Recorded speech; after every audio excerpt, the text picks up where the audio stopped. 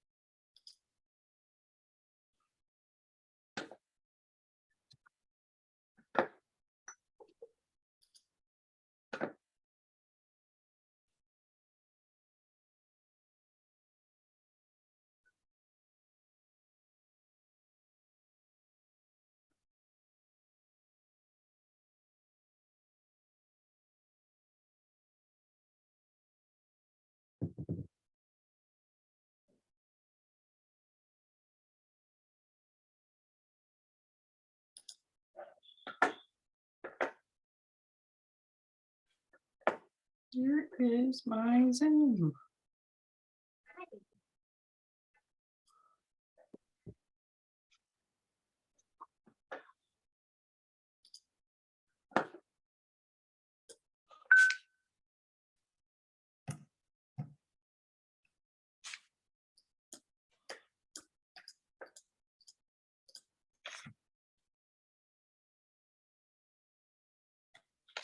Morning, Diana.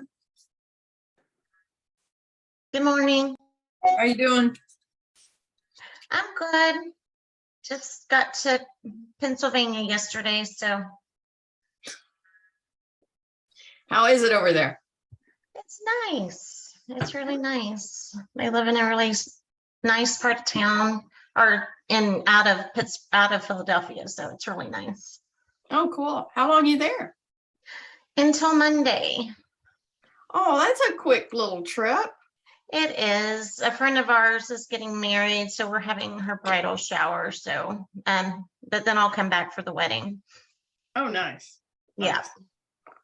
Well, when's the wedding? It is November the 6th. Oh, nice. Very nice. Well, can't wait to see all the pics on Facebook. Yep. It'll be fun. Mm-hmm. Did you make your cookies? Well, here's what I'm deciding. Okay, I have to be in the office. Listen to me. I'm such a dork. I have to be in the office on Thursday for the chili cook-off. So what I thought is I would make, I would take and double my batch of oatmeals, and then I would make one with butterscotch, one with raisins, and one with chocolate chips, and then one plain. Oh, nice. And I thought that way, everybody could have a little bit, and maybe we could entice David just to take a little nibble of raisins. Yeah. Well, we should have a, see which one's best, keep track of it. Oh, yeah. So I will probably do that. I have no idea when I'm going to do that, but that's the plan. Well, I look forward to.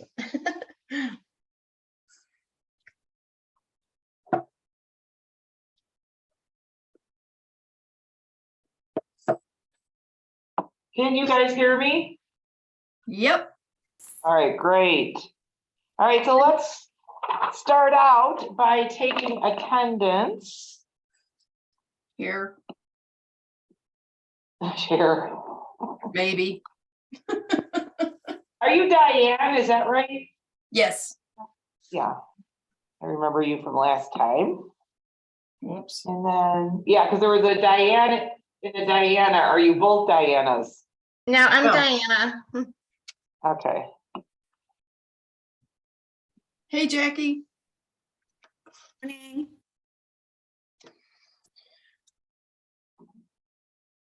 Jackie, what's your last name? Rademacher. Oh, yeah. Okay. Ariel. You can just call me Ari. Oh, that works good. It's easy because only 3% of people actually say my name correctly. So Is it Ariel or Ariel? Ariel, yeah. Okay. You know what you could do is change your name. Do you guys know how to change your name? No, I mean change your name in your Zoom meeting. Do you guys know how to do that? Yep. Okay.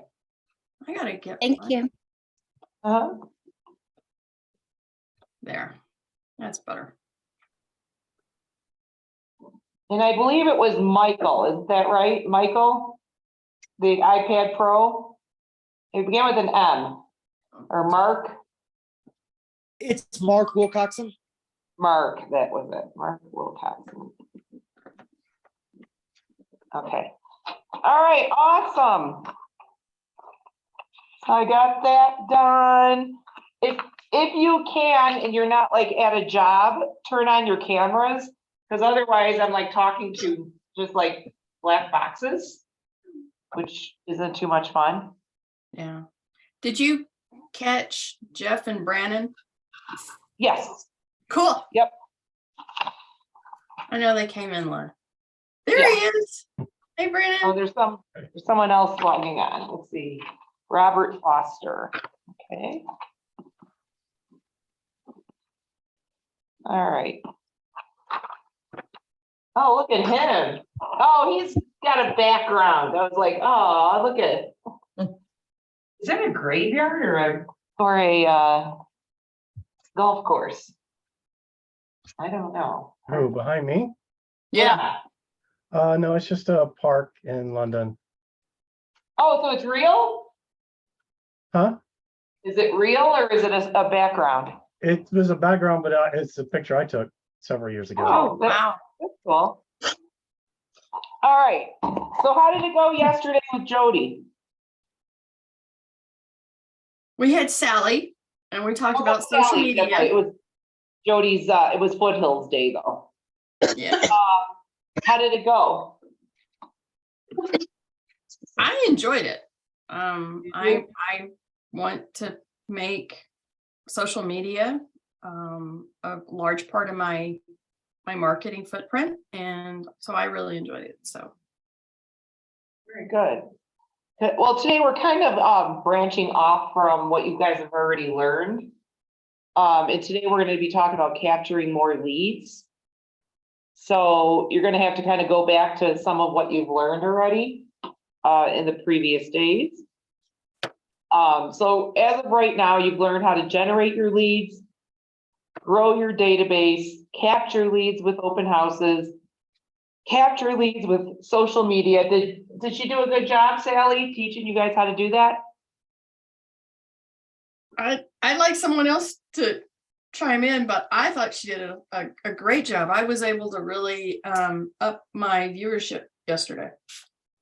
And then don't forget about my boyfriend, anyone that was on last time. He does some good social media ones too, Marty Miller. Yeah. Mhm.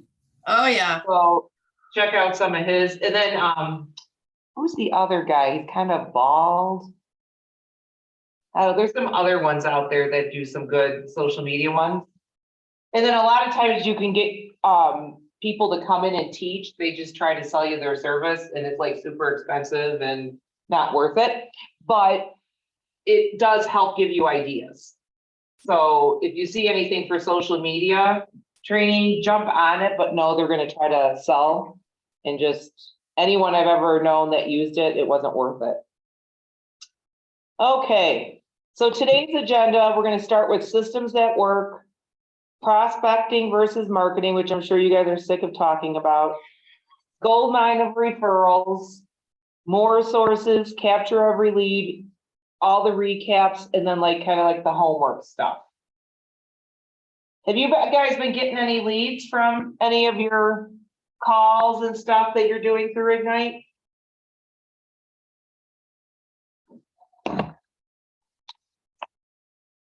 Anyone get anything or? I don't have any new leads. I did get a couple of appointments, but I haven't gotten any new leads. No, that's good. All right, so let's start out. Oh, I forgot, we got to talk about Gary Keller's quotes. You guys know he likes quotes. So here's the quote. You'll love people at the same time you haven't yet learned to love hunting for them. How do you guys read that into that?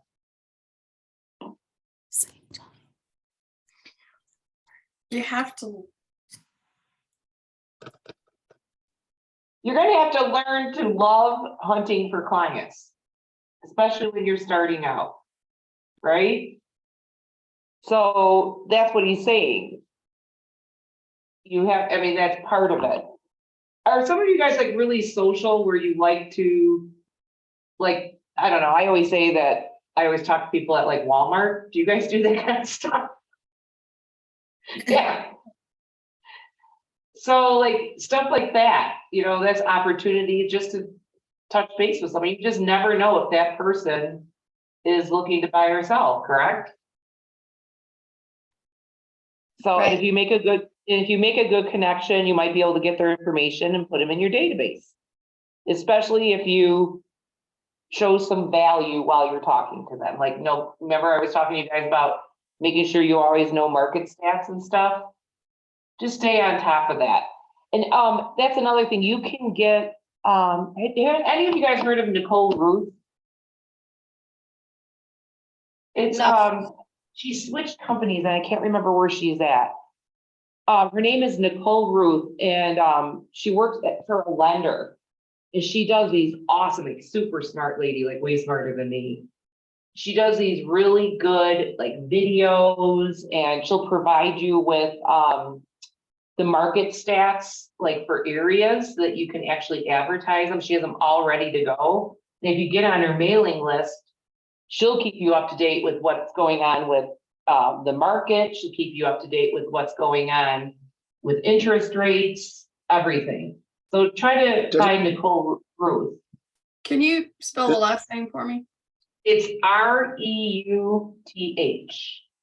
Reuth. Jeff, did you have something to say? Yeah, doesn't she partner with Megan Eller? They do a Thursday, Hey. 10 o'clock meeting. They used to, but they don't do it together anymore. She switched companies or something.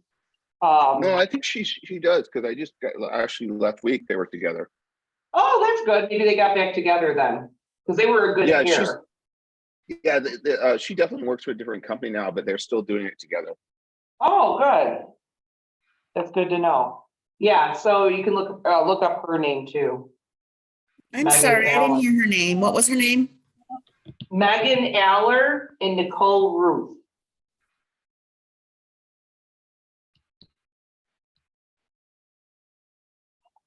Like I said, super important for you guys to really always know what the market's doing. All right. Systems at work. Another quote. Your number one job is to find ways to get in the path of motivated buyers and sellers. Remember, we talked about this, I know last time, and I'm sure you've been talking about it through the other Ignite stuff, is just hitting the person at the right time. And that's why we push so many times to do all those touches, because you just want to catch them at the right time. Oh, yeah, we're thinking about buying it. Maybe we should have her come out and do a CMA, right? Or, oh my gosh, I just got this thing with this house, right? And I want to go look at this house. So they'll call you because you're top of mind. That's the point. So let's look at this part of it. Hold on. I gotta get to my notes. Like I said to you guys, this is all new material for us. All right, so lead generation should always be purposeful and intentional. Would you guys all agree with that? Yes. I mean, you have to be there. You know, Keller Williams is all based on systems, if you didn't notice. And you got to get your systems in place. This slide depicts a system to help make your lead generation more purposeful. We call this the message and method of your lead generation, or the 2 M's. It's about having a message and using a method to drive that message to the desired audience. The message must, 1, match your market. I know we talked about this last time. Who are you advertising to, right? Let's say you're doing Facebook ads and you're in a $200,000 house. Should you be using golf courses as probably one of your Facebook tags or Instagram tags? No. Or yacht clubs? No. But if you have $1 million house, you might want to use that, because people that are looking at that will be looking at probably that price range, right? And I know it's sort of stereotyping, but it is what it is. It's just a way to spend your money better. Match your market, make an offer for immediate response. So match the market by tailoring the intended message to the sentiments and market conditions of a target group in the area which you operate. You guys get that? Okay. Have a call to action that can be direct, like call me now, or indirect, look at my website to learn more, right? And that's how you're capturing their information. You have to have a call to action. You can't just give all the information away. So that's what you need to do. What would be an offer that would generate a response? Anyone have any ideas? Let's say you do an advertisement. What would make people want to contact you? Does anyone have any ideas? What would make your, oh, go ahead. Call me for a free CMA or a free comparison analysis of your house to the market. Or call me, Giveaways, say again? giveaways, maybe. I was about to say, call me for the chance to win a $50 King Supers gift card. Yes. What would make your phone ring or generate immediate responses? You guys are all coming up with some good ideas, but here's a few. This awesome house just came on the market. If you're looking for a home in this neighborhood, call me right away. Do you guys have certain neighborhoods still in your markets that are still pretty hot? Like where they sell pretty quickly? Yeah. So if you get something in those neighborhoods, you need to really hit it hard with people. Interest rates are, well, this isn't the truth anymore. Interest rates are the lowest ever. If you're considering buying now or thinking about refinancing, I can put you in touch with lenders who can work with you. That won't get anyone to call you right now, so don't do that one.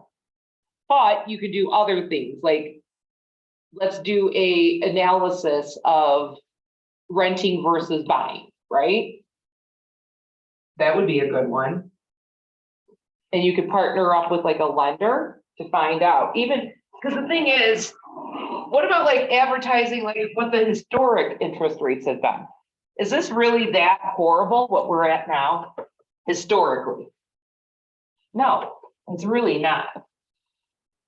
So it still makes sense. And let's just say that, you know, we go back to 4 to 6% a year, you know, for building equity in your home. You can like do some kind of advertising for that. Do you know about the prices of homes in your neighborhood or any area of town? I got just the report for you. Yeah, honestly, everyone can go on to Zillow and everything else. So anyone else have any ideas? I just want you spending your like marketing dollars or prospecting dollars wisely. Anyone else have any really good ideas?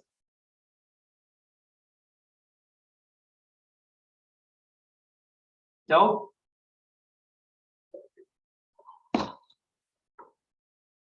What about putting on like an event or something? A seminar? Correct. That's a good one. Yeah, I was thinking of a seminar about rent versus buying because I live in an area with lots of condos and apartments. Right. And I would probably advertise it as, you know, interest rates are here, but here's the history of it, of what interest rates are, and it still might be cheaper for you to buy. Come to the seminar to find out or something like that, right? And make sure you partner with a lender. Right? Anyone else? Have any ideas? Okay, well, we'll move on then. Okay. All right, now, what did I do? Now we're going to discuss the method. There are two primary methods of getting your message out to your target group, right? Prospecting and marketing, which we covered earlier at the beginning of lead generation. Can someone tell me what is prospecting? Looking for new clients. And what is marketing?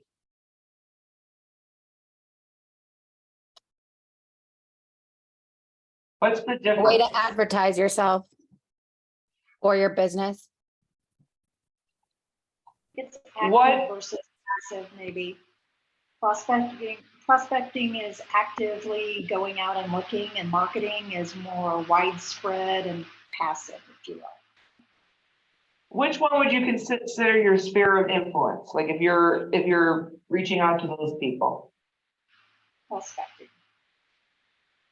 Okay. And then what would you consider, you're putting a Facebook ad out there to the general public to try to get a response, which is like what some of the ideas. Marketing. Marketing. Exactly. All right. So most of this session, we're going to be covering prospecting, okay? All right. So, oh, I gotta change the slide. When you are truly on the hunt for leads, you will find many opportunities. Would you guys all agree with that? Yes. Yeah. Okay, let's say you're at a coffee shop and you overhear a couple talking about an open house that they just visited. What would you do? Walk away?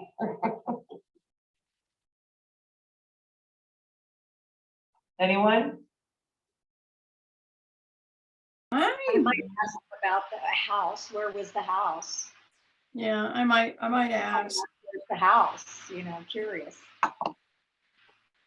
Maybe ask, was it what they were looking for? Yeah. Well, let's say they're not talking to you, you just kind of are eavesdropping.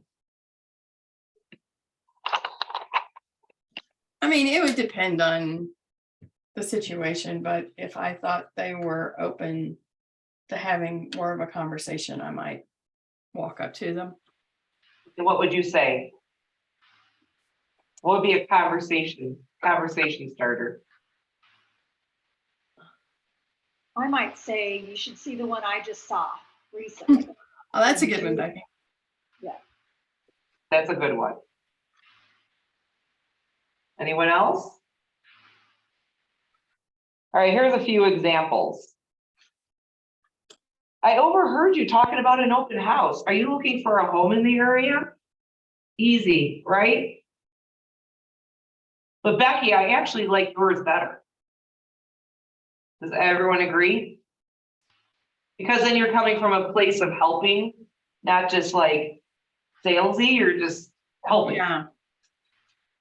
So I actually like Becky yours better. Second, connect with the individuals in a way that builds rapport and trust. One of the best ways is with questions. Look for opportunities to be of service to them. So does anyone have any ideas what you would say for that?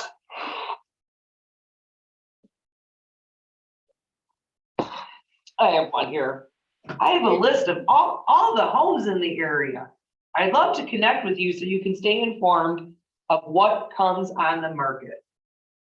And then what would you do? Let's say they're open to that.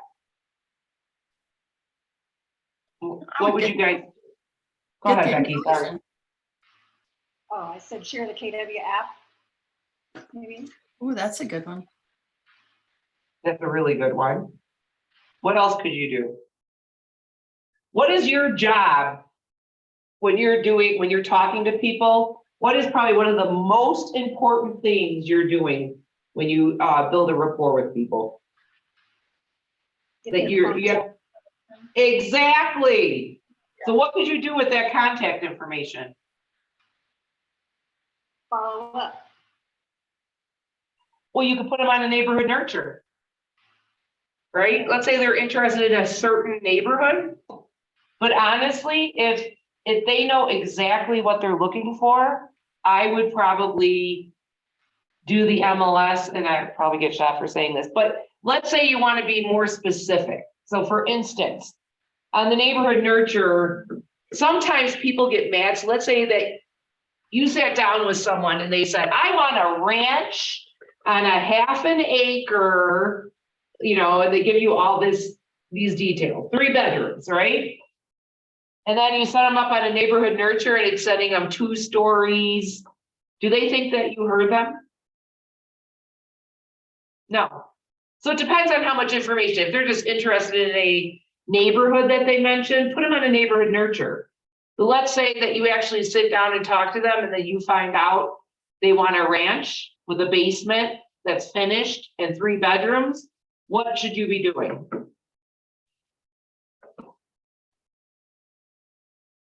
MLS. The thing is, keep in mind with the MLS, you could be way more detailed about what you're looking for. I don't care what other site you use, honest to God, because I've used pretty much all of them. And I worked for Redfin and I used to use MLS because, you can't search that way. They're not as detailed in the search criteria. So I would set people up on a MLS automatic like email. Have you guys learned how to do that? If you haven't, go on RE Colorado. There's a bunch of training videos, or take the classes to learn how, to actually navigate the MLS. Because you'll be surprised. I mean, I work with people that are like very superstitious, or like the house has to be certain directions, or for some old people, don't forget, they don't want to have to shovel as much. So they want south facing driveways. You can even search how the house is facing. It is just an additional criteria at the bottom. So you need to get really good at using the MLS. Go ahead, Mark. Yeah, I was also with Redfin for the last year and a half, and those clients are adherents of feng shui, Chinese Yep. faith, and I always recommend bring along a compass because they'll want to check it. Some of my clients it has to be a north-facing front door. So if it is a Yep. north face, cancel the tour. So I'd have to go scope it out. Sometimes I would even be on the phone. We'd have both our phones with the compass mode on to make sure it was accurate. One lady who I showed a lot of houses to was she was doing investment properties, but she felt that feng shui still dictated properties that she wasn't going to live in. So everything had to be north face or it was no deal. She wouldn't even go in the Right. building. You're going to see, and there's going to be weird ones that you're going to find out about. I can't remember some of the other weird ones I had, but that was a lot. If you get international people like of Asian background, that the feng shui and the direction that the house is facing, super important.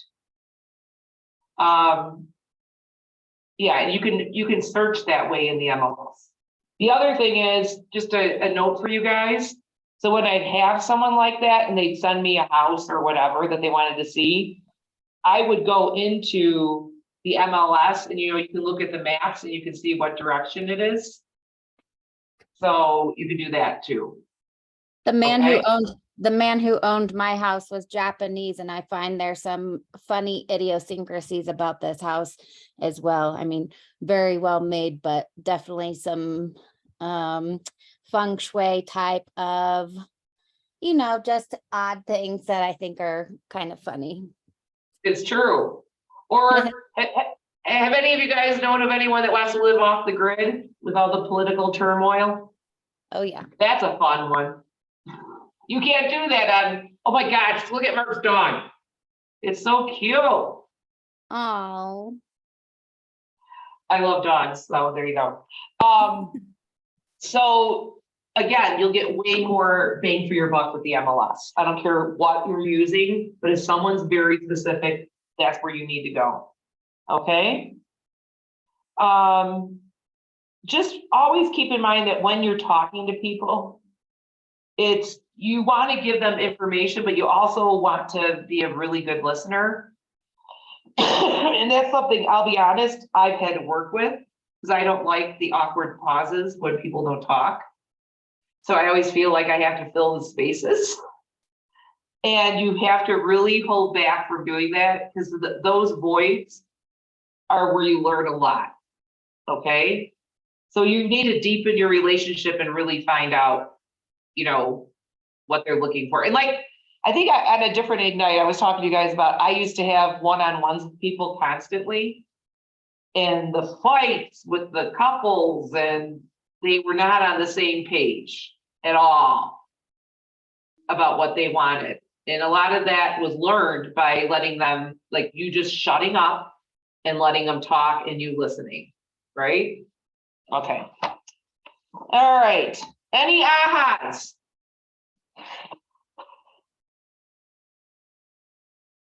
All right, let's move on.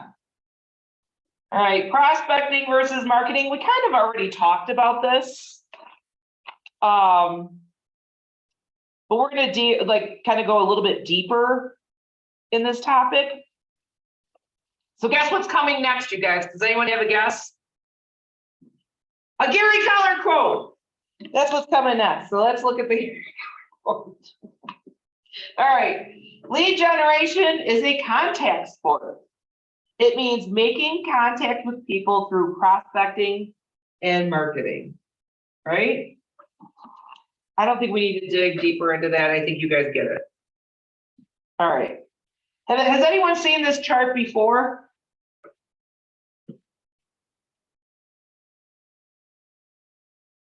What's the statistic for when people move? That's what this is. Yep. Every 7 to 10 years. That's why. What? Do you only contact them when they're at the peak? No. Exactly, because will they remember you? No. There's gonna be, how many agents are there right now? 30,000? Other people trying to get in front of them.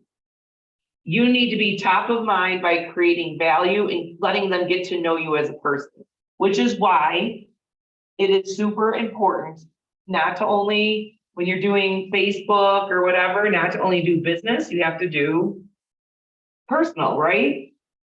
So people see you're a normal human being and, you know, they'll end up kind of liking you. And that's what you want.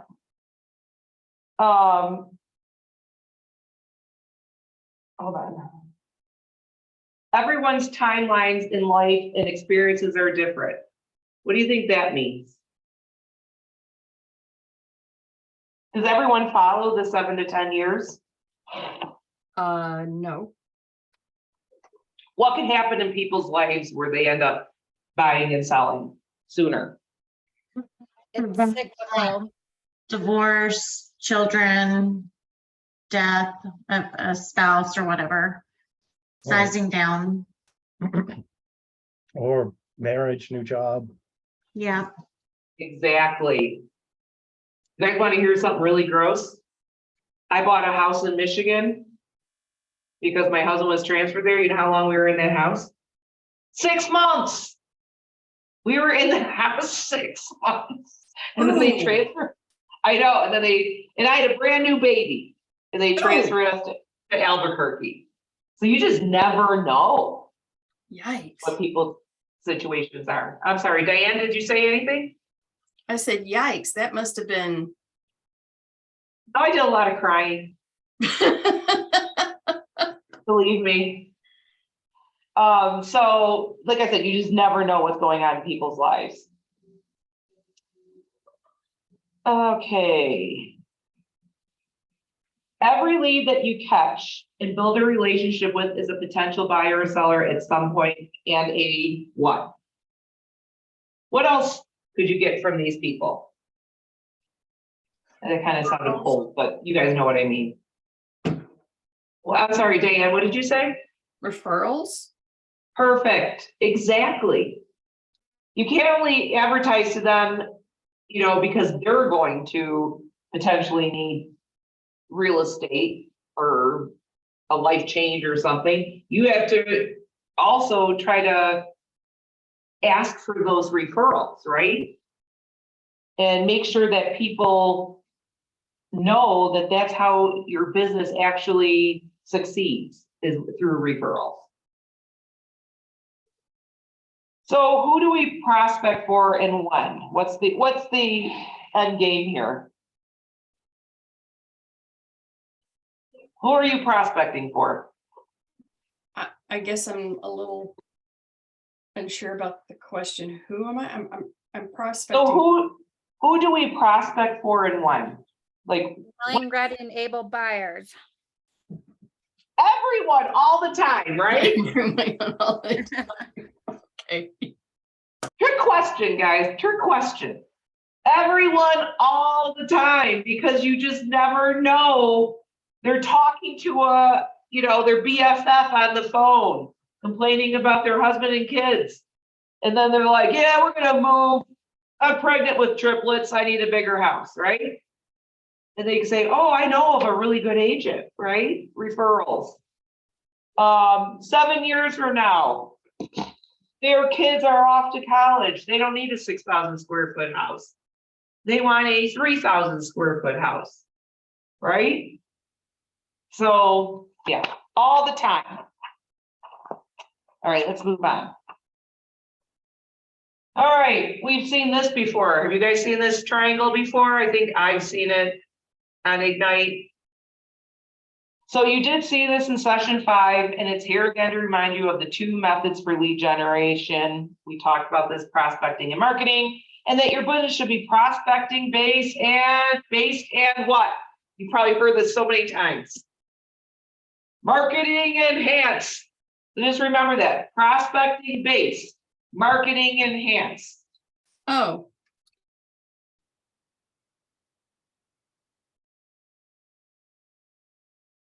All right, so why is it better to be prospecting based and marketing enhanced? That's what the question is, but you kind of see the answer here in the triangle, correct? So can someone chime in and tell me why? Why is it the rule prospecting based and marketing enhanced?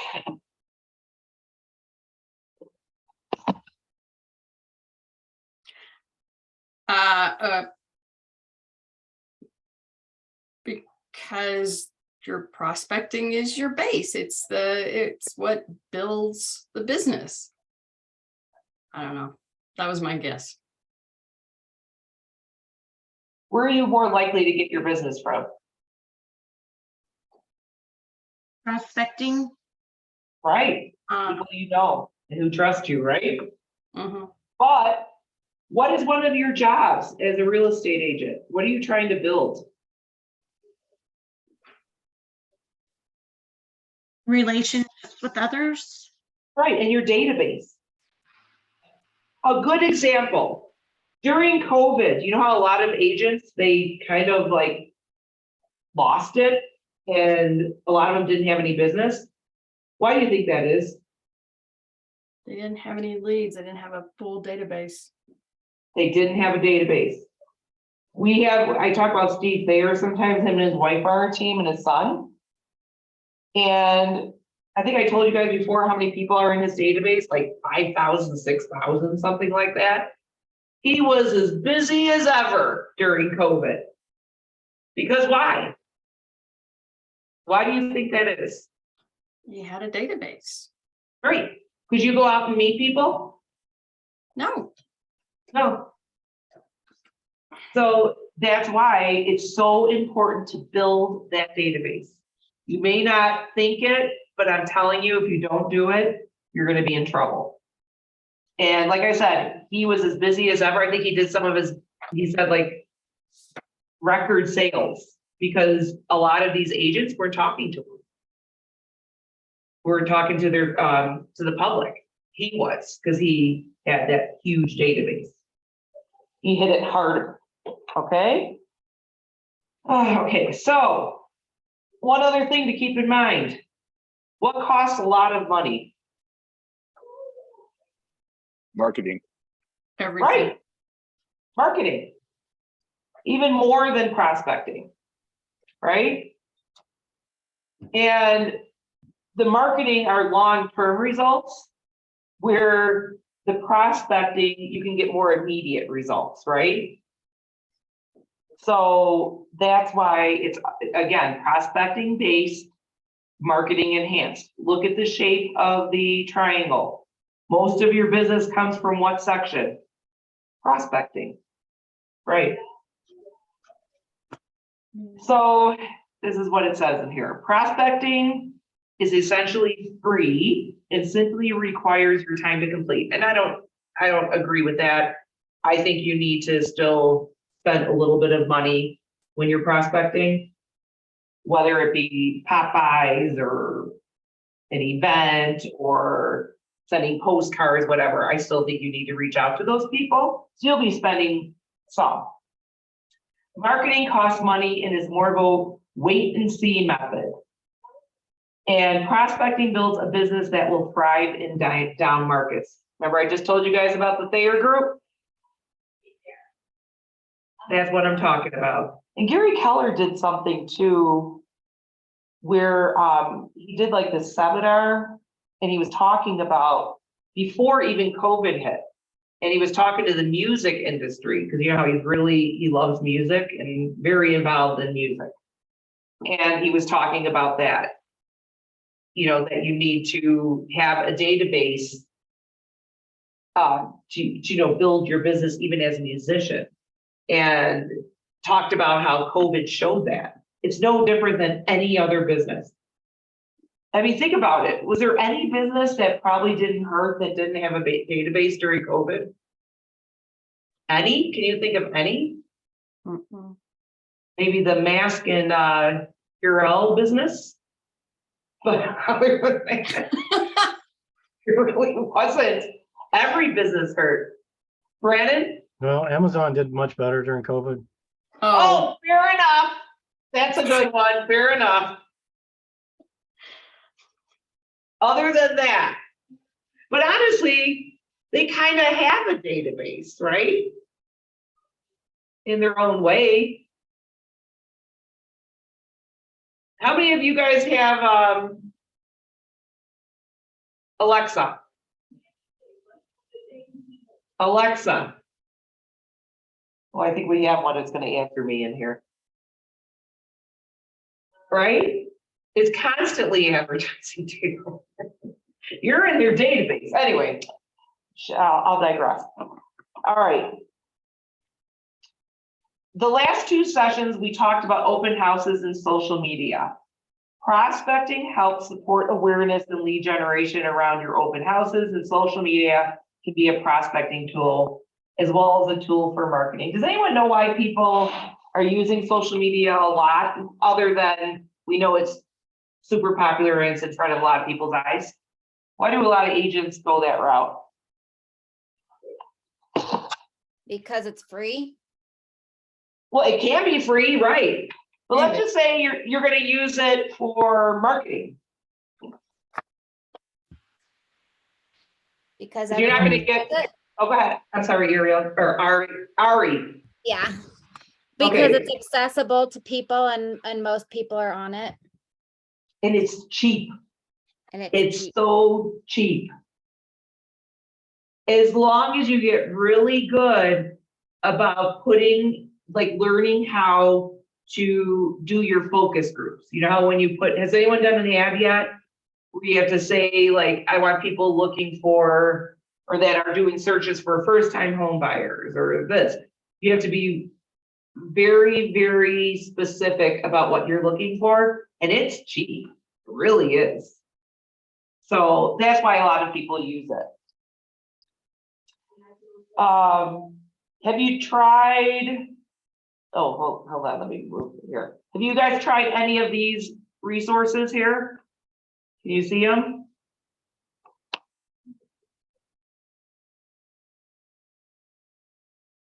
Has anyone given any of these a shot? Tracy, can you remind me what circle prospecting is?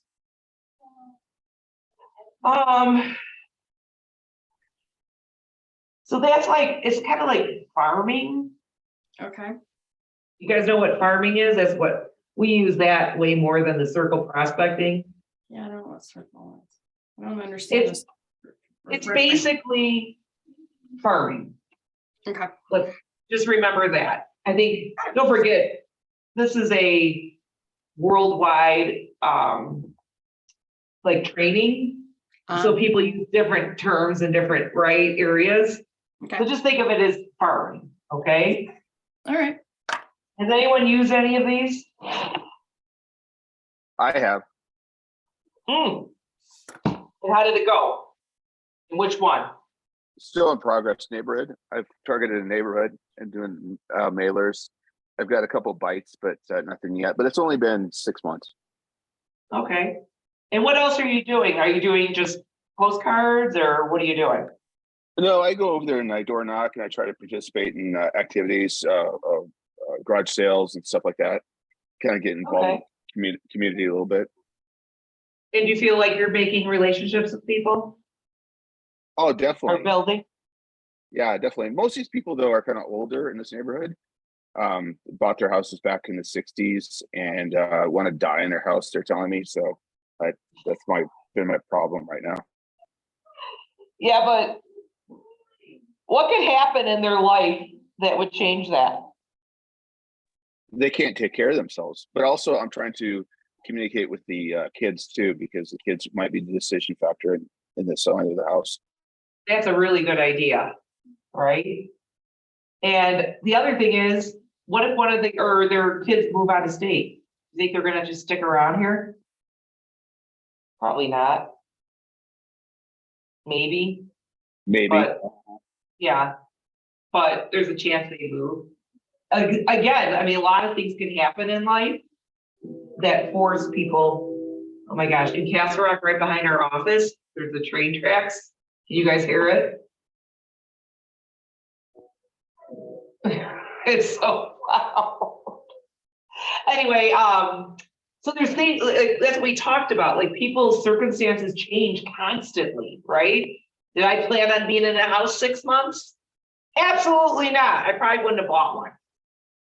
So, I mean, people's circumstances change. So even if you feel like you're not getting anything from it, you might still at some point. What other thing could you do, Jeff, to maybe, like, are they like 80s or like 60, 70?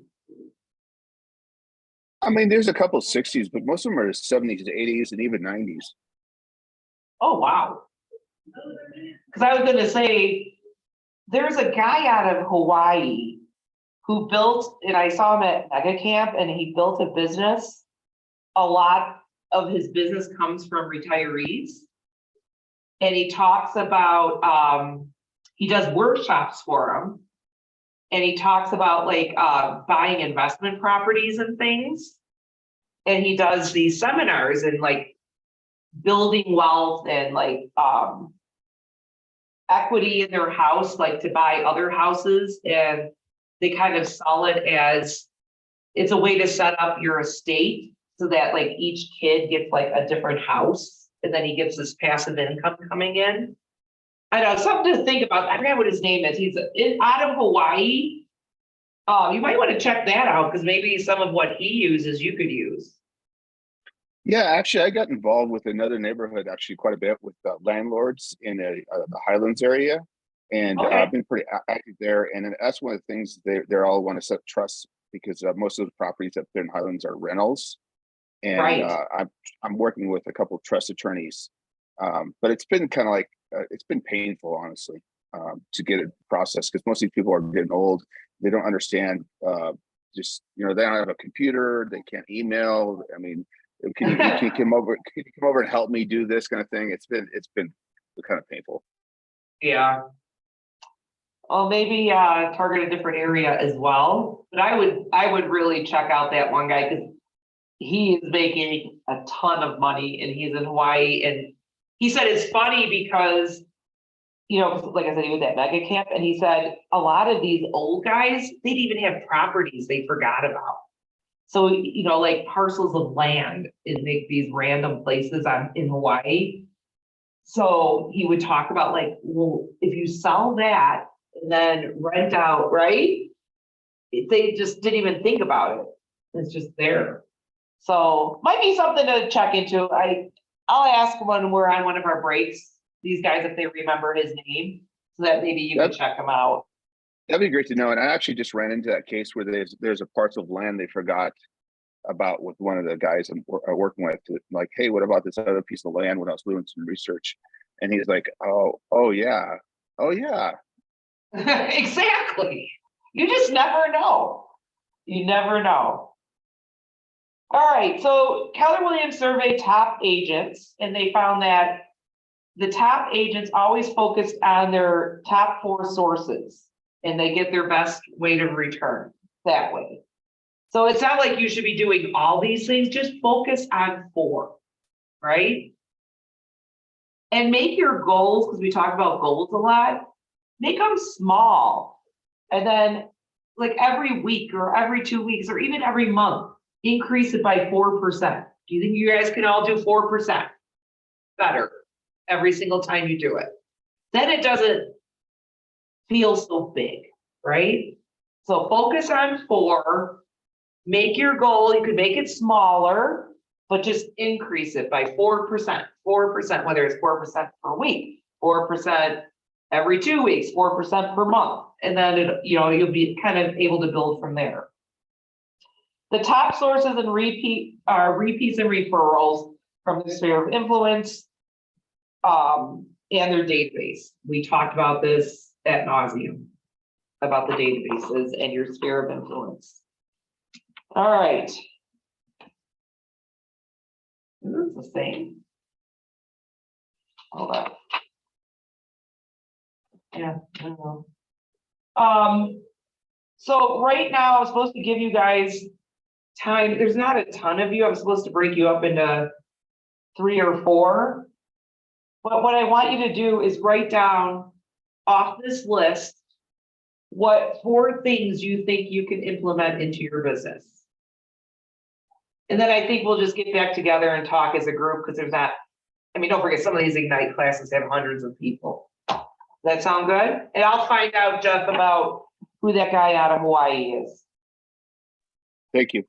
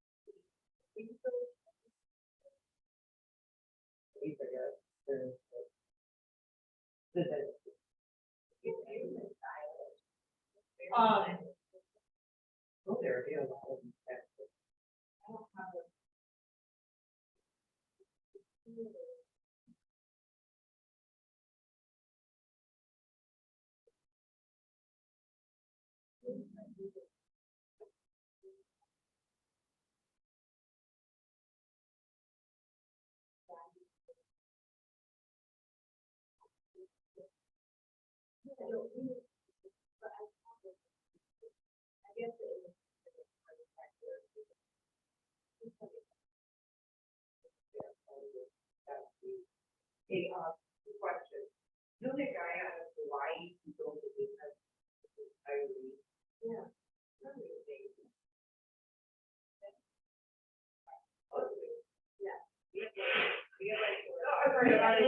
We have 4 conversations going on. I'm really sorry. I don't think I.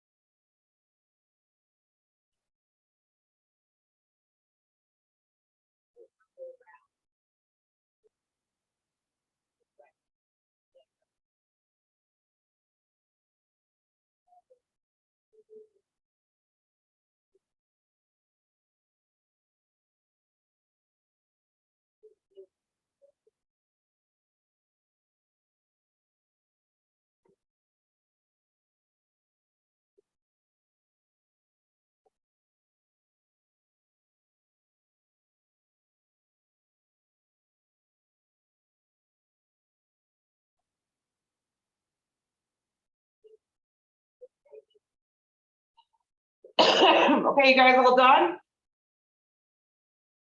Okay, you want to share? Not really. I want 3 people to share what you guys came up with. I'll share, Miss Becky. Okay, So I even have some of these as actions on command. One of them is to start calling FSBOs. I mean, I just saw one that was, they were like, don't even talk to realtors, you know, so it just depends on, you know, I'm going to be smart about that. Yeah. Also, I went to orientation with MMR, however you say it. One of the ladies had this cute little marketing thing that I'm going to try to put together and put in the mailbox. So walk the neighborhood and put in the mailboxes. A little bit more passive, but hoping to be active. And then farmers markets. I like going to farmers markets and talking to people there.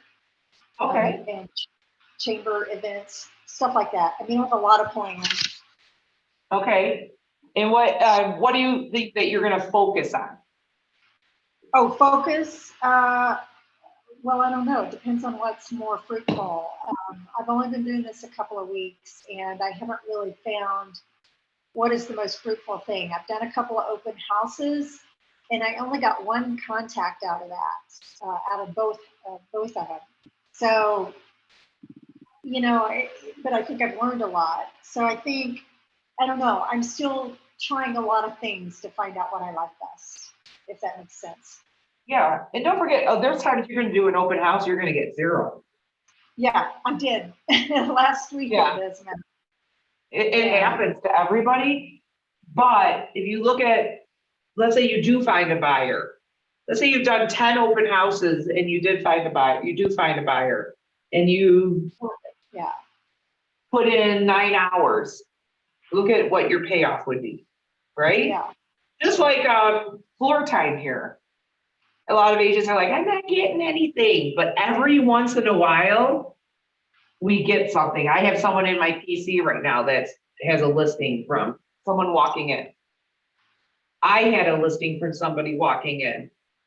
Kelly here, which I think she did a Ignite. I know she said it was kind of a poop show, but she did Ignite, and she said, I mean, she had 1 person gave her 3 different areas of business and referrals. So, like I said, it's just, you're gonna get a lot of, I don't have anything, and then just that 1. It's all it takes is the 1, right? Yeah. And you can potentially get referrals from it or multiple things, because she didn't know that when she got the person, but they had investment properties. So, all right. Anyone else? What are your 4 good things gonna be? And then we'll take a break, because I'm sure you guys are all like, ooh. I could go. Okay, Sandy, go ahead. Well, in the last few weeks since I've been doing this, of course, the only thing I've been doing is the phone or face to face. Right. I intend to do the farming, maybe make some flyers or something, I don't know.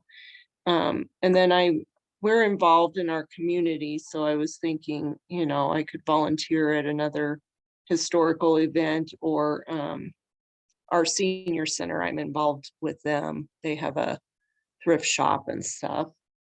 Okay. And then we've been going since last fall to a event. We became a warrior in this program in Florida, but we've made 6 contacts from Colorado. So if I get my word out to those people, maybe it'll generate some business for me. Okay, You know, perfect. we're just And out. what else? Because I think, was that 2? What's that? Was that 2? Because you said you were gonna do neighborhoods, charity, or volunteer. Yeah, and I've been doing the phone and the face to face. Okay, so that's your 4. Good. I think the charity thing, And volunteer work is something really, really powerful. My recommendation is, like I said, don't do things you don't care about. If Right. it's something you, yeah, it come from be earnest about what you're doing. Don't just do it for business. Cause people can get that set right away, right? And you don't Right. want to come off that way. So make sure it's something that you care about and then just build relationships. And like I said, have you guys ever really had a conversation with someone over and over and not know what they do for a living? Yeah. Right? It'll come up. It'll come up. And then like, let's say you're sorting food, you could talk about Cash's Market and then talk about, right? Mm-hmm. So it'll come up naturally. Don't come off as like an ambulance chaser or something, right? Desperate. Yeah. Right, exactly, exactly. I All can right. interject here. Okay, Personally, I love to cook. I have a cashew company that I also work at, and that's my other business. So I would love to make meals, but I just kind of don't know how to go around that unless I can actually blend that with some charity work as well. I was thinking I would go to the fire station, but I feel like, I guess this is more of a question and I'm just rambling, but with meals, I feel like people can be kind of hesitant, maybe, especially after the last couple years. So do you have any good advice about that? I have an idea. Do you live in a subdivision or apartment No. complex? No, I'm way up here in Gilpin County in Blackhawk. Okay. Yeah. 'Cause I was So gonna say, what if you advertise in certain communities and go to like, I don't know, like we have a community center in Sapphire Point that you could rent out like the clubhouse. What about doing like cooking classes for people? that sounds fun. I'd have Right? to advertise that too.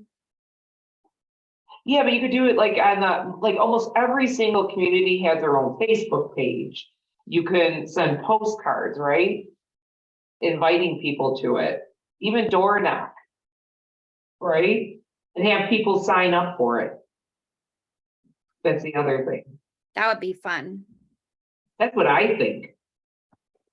We could also then the- donate that food to some of these, like the police station up is up here and the fire station, so. And I would call them ahead and see if they'll even take it. Yeah, You know I what don't I'm know if the saying? police station would accept that, but I don't know. It's hard to say, you know? Or, I mean, no one's gonna like that I say this because you're not gonna get business from it, but what about just feeding some homeless people with it? You know what I'm saying? If you're not gonna use it, yeah, I mean, it's better than it getting thrown away, right? somebody will eat it. Right. The thing is finding someone who will accept it. I think that's the bigger thing. Or even like you said, like nursing homes or, I don't know, offices. What about offices, you guys? That's a good idea. Or like a hospital or, the only thing is the nuts. You gotta be careful. You gotta make sure you disclose there's nuts in it. I would personally have a list of every single ingredient in it so that people know what it is in case they're allergic to something so that you don't get yourself in trouble. They are packaged and sealed and have ingredients labels. I'm going. to read Awesome. soon, so. Perfect. Perfect. All right, cool. I like it. I think you got some good ideas. Just remember too, the social media. Like someone else said on here, it was free, right? You can pay for it, but if you have a big enough sphere in your Facebook or Tonk or whatever the heck you're using, have a lot of people in there. It's a free way to get your message out, right? And if you're going to do like advertising stuff, Command, you can do it through Command. Have you guys all seen that yet? If you haven't, reach out to Chris or whoever else does tech in your office, or go see my boyfriend, okay? Murray Miller. Little does he know he's married and just had his wife just had a baby and all that. He doesn't know he has a girlfriend on the side, but. And then the other thing is you can go to Command, there's like a little question mark, or answers.kw.com, okay? All right, let's move on. Let's see. Oh, there was one other thing I was supposed to talk about with this thing. So for open houses, what are some of the common prospecting things you do for open houses? You should have learned that yesterday with Sally.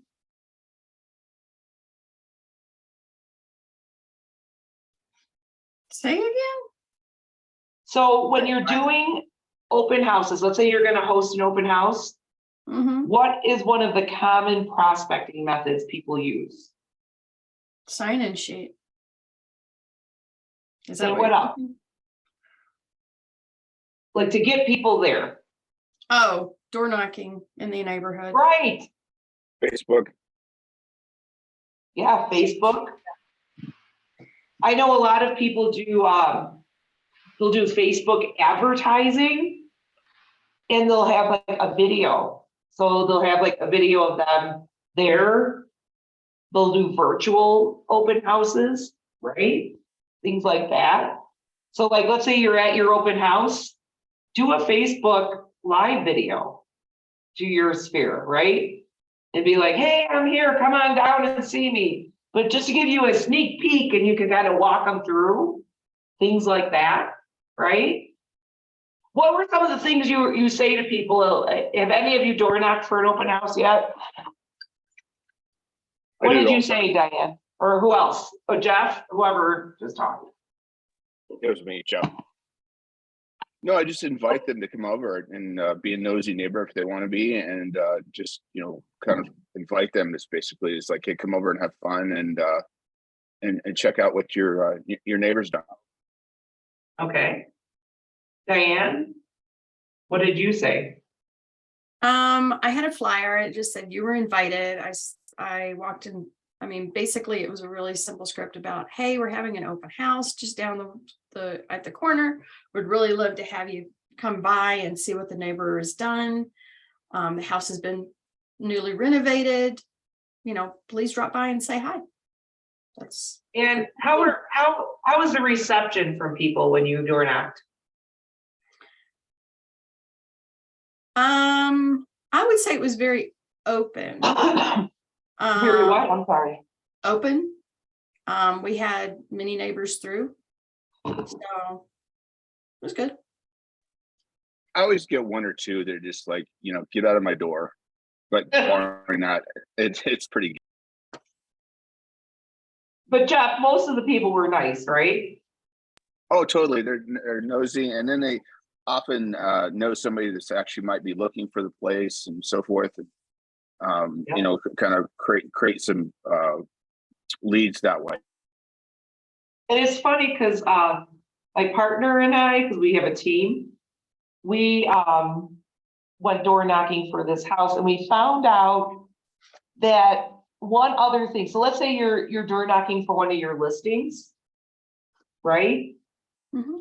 It's a good way to advertise, or even like for an open house. So what we found out was ask people, so I am the listing agent for this house, or I'm hosting an open house. Can you tell me some of the things that make your neighborhood special?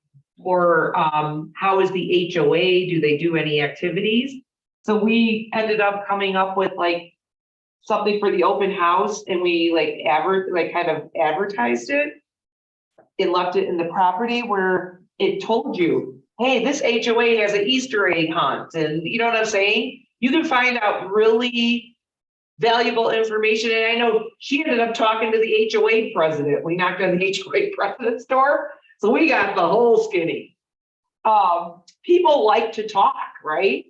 And I'm telling you that, and it shows that if it's your listing or whatever, it's showing that you care about selling it and you want information, right?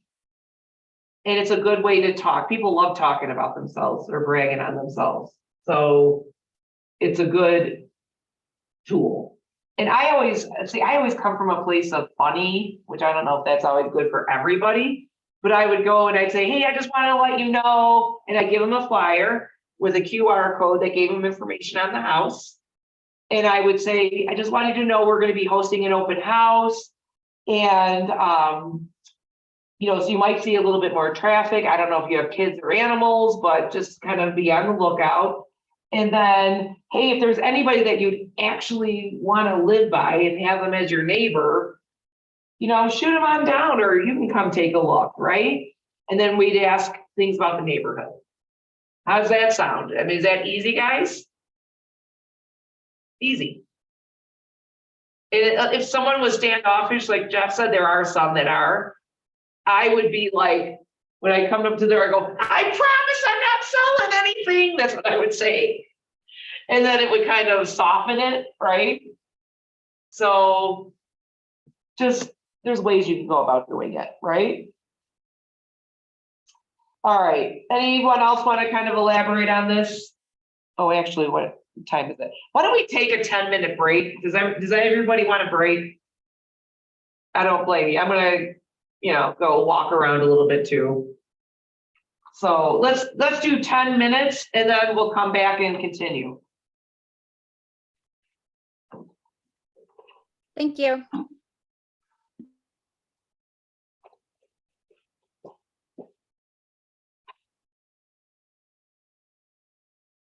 Anybody here?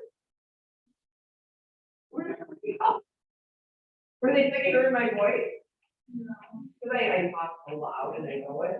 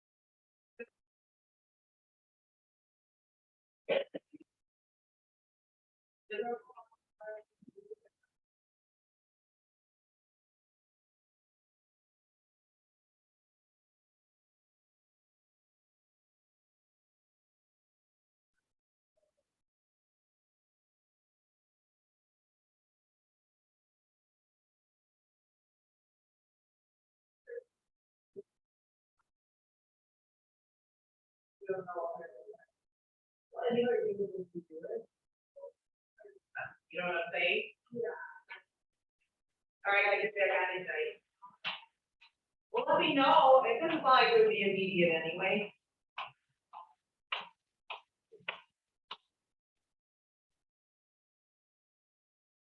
Oh, okay, that makes sense.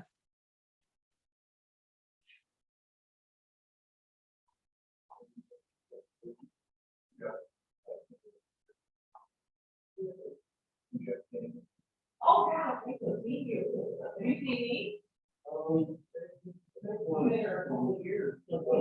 I see your name a million times after you said it the second time, like, yes, Eddie, I finally get to see who you are.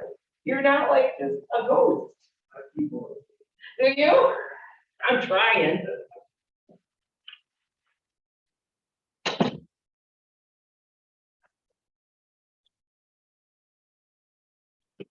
Okay, you guys feel better now? Did you get up and stretch?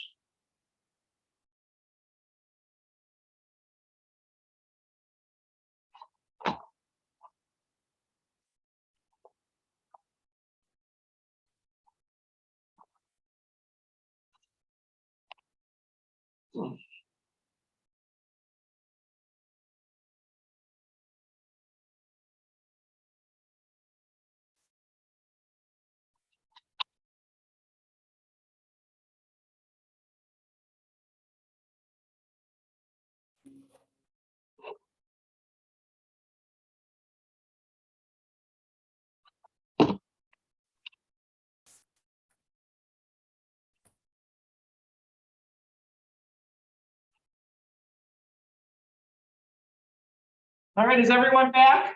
We good to go? All right, I just wanted to give you guys kind of a list here of the prospecting and marketing and when you're doing both. This is kind of just a list of different things you can do. Did you guys kind of check it out? All right, I'm not gonna go over it because I think, do you guys all feel comfortable with all of these things? Or does anyone have any questions? Hey, no question, but I just want to mention something on volunteering that it's kind of dawned on me last couple weeks ago. Volunteering is not just, like, it doesn't have to be a charity thing. There are lots of events. For example, in my case, like no running event, no running race in Colorado can exist without volunteers. So there are a ton of actual fun events where you can, that again, won't exist without volunteers. That would be a great place to meet new people, especially if it's something you're interested in.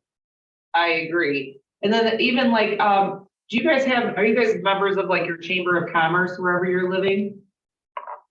Those events, so like we have here in Castle Rock, we have the Castle Rock Star Lighting. And I mean, I volunteered for the cocoa stand that they mixed with booze. And that was fun. We go behind the tent, it was fun.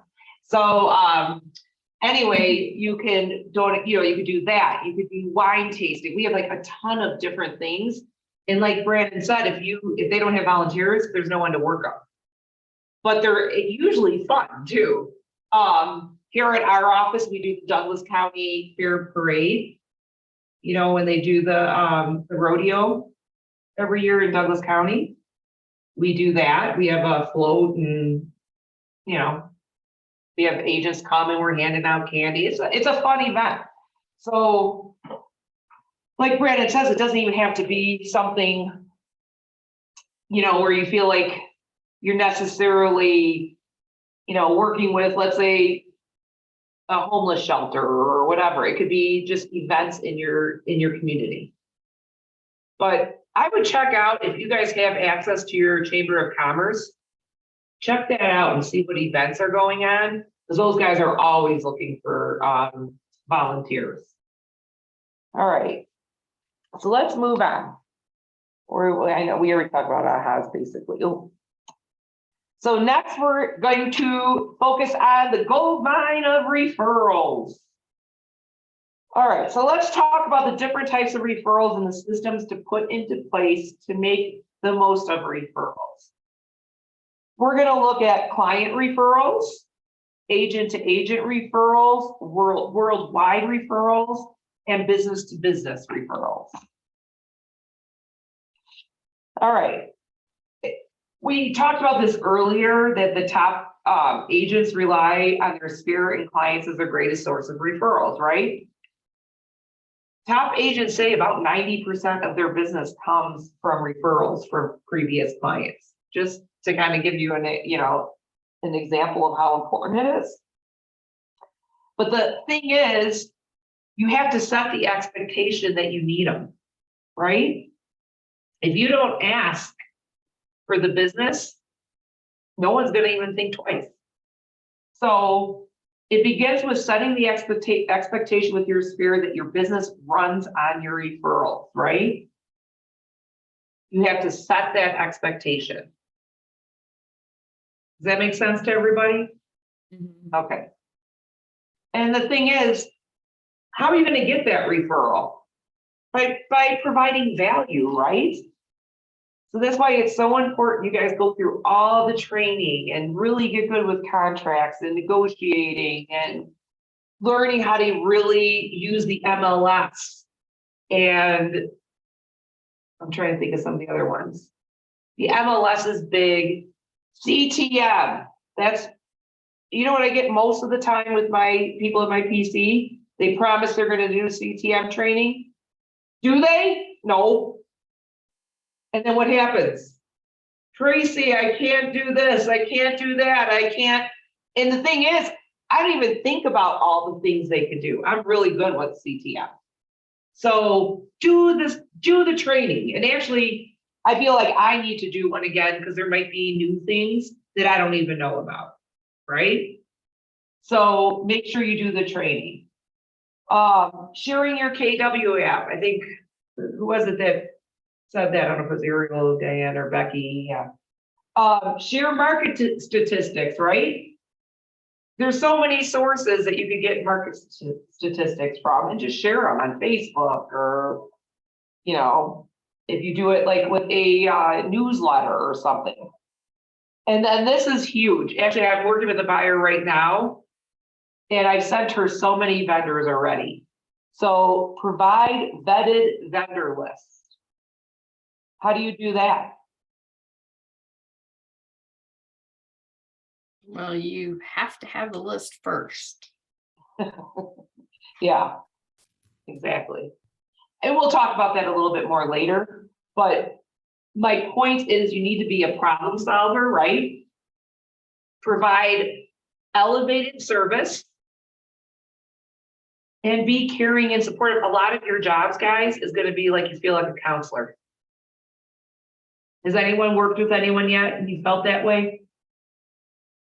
I'm sure, Mark, you have, even just showing houses.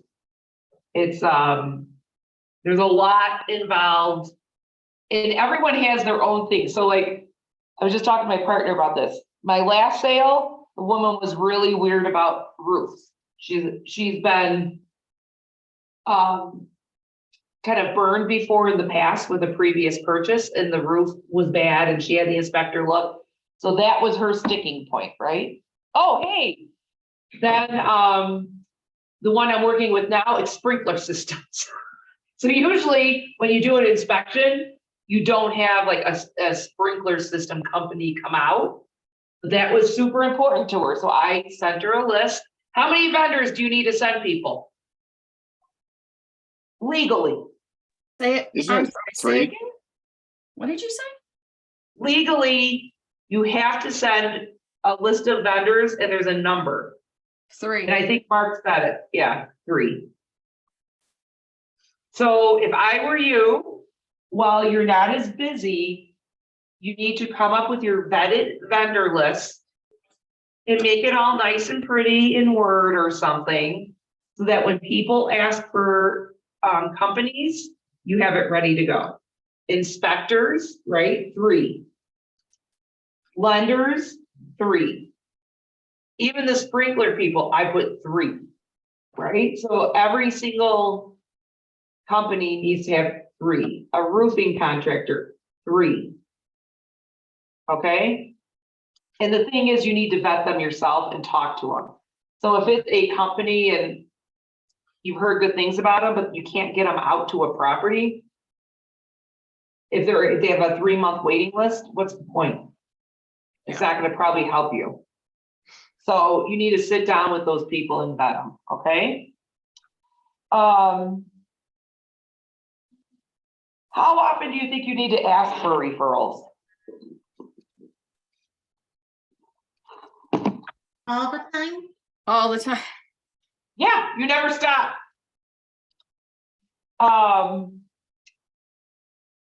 getting referrals doesn't mean asking for them, not just one time, every time you connect, especially after you've provided value. If you do a crummy job, you're not gonna get a referral. You're just not.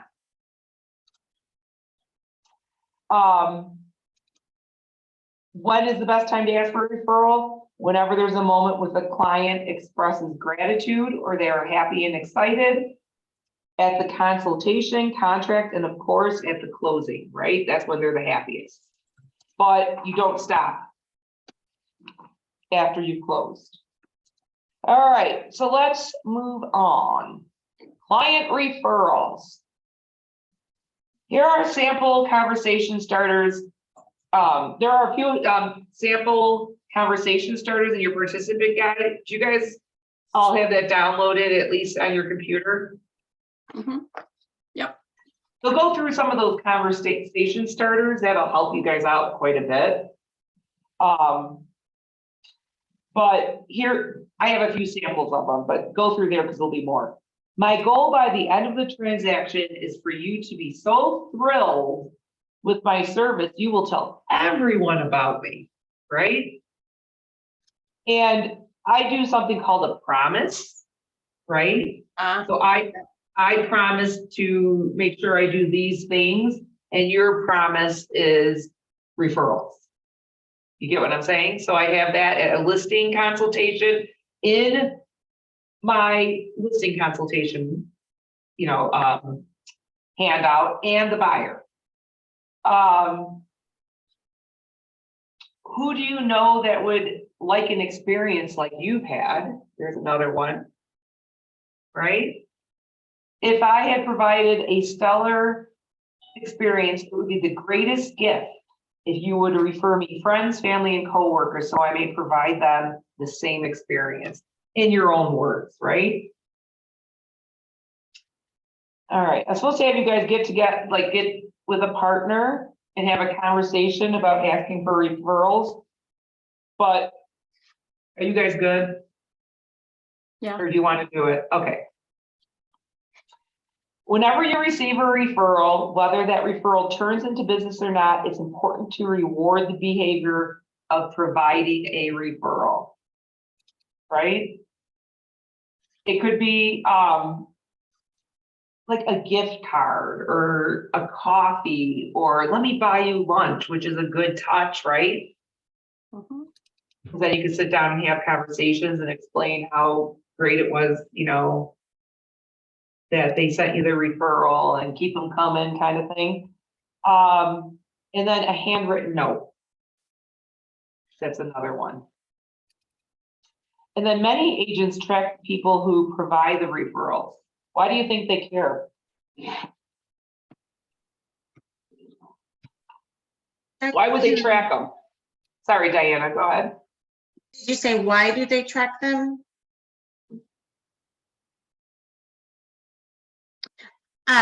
Well, I think they would track them because one, they want to be able to reward those people who gave the referral. Exactly. So let's say they have a special event. They're going to have a barbecue in their backyard, or, they're going to be doing Popeyes for Christmas. Those people that gave them the referrals, they may spend a little bit more money or invite them to special like VIP events, right? So that's why you need to keep track of those referrals. It's not always how many transactions they've had. That's important. It's how many referrals they provided plus the transactions, okay? You can learn more about gaining client referrals by viewing the session called Fill Your Funnel with Client Referrals in the series entitled No Ceiling, Level Up Your Lead Generation. It's on Connect. Have you guys checked that out yet? So go on Connect and then look for something called No Ceiling, Level Up Your Lead Generation. Okay. All right. Now we're going to do agent to agent referrals. Has anyone even taken a look at this at all or thought about agent to agent referrals? I've got some mail money. You got some? Oh yeah. It's awesome, isn't it, Jeff? Oh, I love it. Don't have to hardly do Yeah. anything besides find a good agent. That's the key. So I was going to, and this was in the white pages, I went and found an agent who did a lot of business in a certain area that my cousin was looking for in Chicago. So I called the agent, no response. Called the next day, no response. And then the third day, even the receptionist is like, I'm so sorry, I can't believe. And then I'm like, what does that tell me? They're horrible communicators. I'm not giving them to my cousin. So what I did was I had basically like a meeting, like a meeting with my cousin. And I said, what type of communication style are you looking for? Because some people don't want to be bugged, right? They don't want the calls and they don't want the text. They search themselves. Everybody wants something different. So I found an agent. I called and interviewed him, probably an hour worth of work, but I got 25%, right? Same thing in Florida. I had a friend who wanted to buy a condo in Florida. Same thing, called until I found the right person for a friend of mine here. Okay, so that's super important. Just because their numbers look good doesn't necessarily mean they do a good job, right? It's amazing how many agents don't call you back. I was blown away by the lack of a callback. I agree with you. It's horrible. And I mean, it's one thing if you call and leave it, don't leave a message. When you're leaving messages with business, come on. Have you guys done much showing yet or written offers? But when you do, when you start showing and you have a question for like the listing agent and they won't call you back, it's so frustrating. And it's like every bit of you wants to knock on the person's door and be like, do you know your agent doesn't even respond? But you can't. But it's frustrating. And that's not good service, right? So Jeff's right, it's really frustrating. You'll see. So let's see. You might already know some agents in your market center and in this class, and you will meet agents from other brokerages while conducting business. So let me ask you guys a question. Who's way up north? Who lives way up north and does your business up north? Oh, I was about to say Santa Claus, but okay. Santa Claus. Hey, he's at the North Pole in Colorado Springs, man. Yeah. I am not up north, so I'll let somebody else. answer. Okay. So let me ask you this. If someone came to you and said they want to buy a home in Colorado Springs or Pueblo, would you service them? I would. The Springs maybe, but not Pueblo. Okay. Here, Ari, why would you actually service them? Do you feel like you know the areas really well? I'm from the Springs, but like he said, I don't know if I go down to Pueblo. I'm not as familiar with it. But I'm interested to know because somebody asked me, I have a lead in Durango, so that'll be interesting. Oh. I think you got to be very careful because you're setting yourself up for a lawsuit. If you, let's say, I mean, I've done it myself where I've referred people to agents in the mountains because I don't know mountains. And it's completely different. The water can be different. The way you build is different, right? There's certain areas that are like notorious for not having water. Does anyone not out here live in the mountains? You know exactly what I'm talking about. Right. So could I give my client really good service doing that? No, I don't know enough about it. And like I always tell everyone, it's like, you're not selling sweaters to people. You're selling something that could financially ruin them. If they buy something and there's no freaking water, is that fair to your client because you didn't know how to do the due diligence to find information out? No. So I would refer those all day long because I don't know mountains. And you should do the same because you're setting yourself up to, number one, get your client in trouble and yourself. So just always keep that in mind. Because everybody is like, I just want the business, right? I want the business. But hey, you know, you asked for 25% and you're really not doing anything, right? Other than, I'm glad you reaffirmed that because I was not comfortable with Durango by any means. and I wouldn't do it, not in a million years. You don't know the area well enough, especially when you're talking about well and septic. You want to, like, there's a ton of lawsuits. I mean, you guys are all with Kevin. Has he been pushing the septic stuff on you guys a lot during agent masterminds and stuff? A ton of agents right now are getting sued because they're selling homes is like 7-bedroom homes. And then when you pull the septic permit says the septic is good for 4 bedrooms. So they're getting sued because they've advertised it that way. So if in fact you decide to do it, you make sure Kevin is super involved in it. Okay? Because you're asking for trouble. But if it were me, refer it out. You'll still get 25%. And then you've built a relationship with someone who in the mountains, are they going to want to come to Castle Rock? If they're busy, probably not, right? Sorry, guys. Any questions on that? Thank you.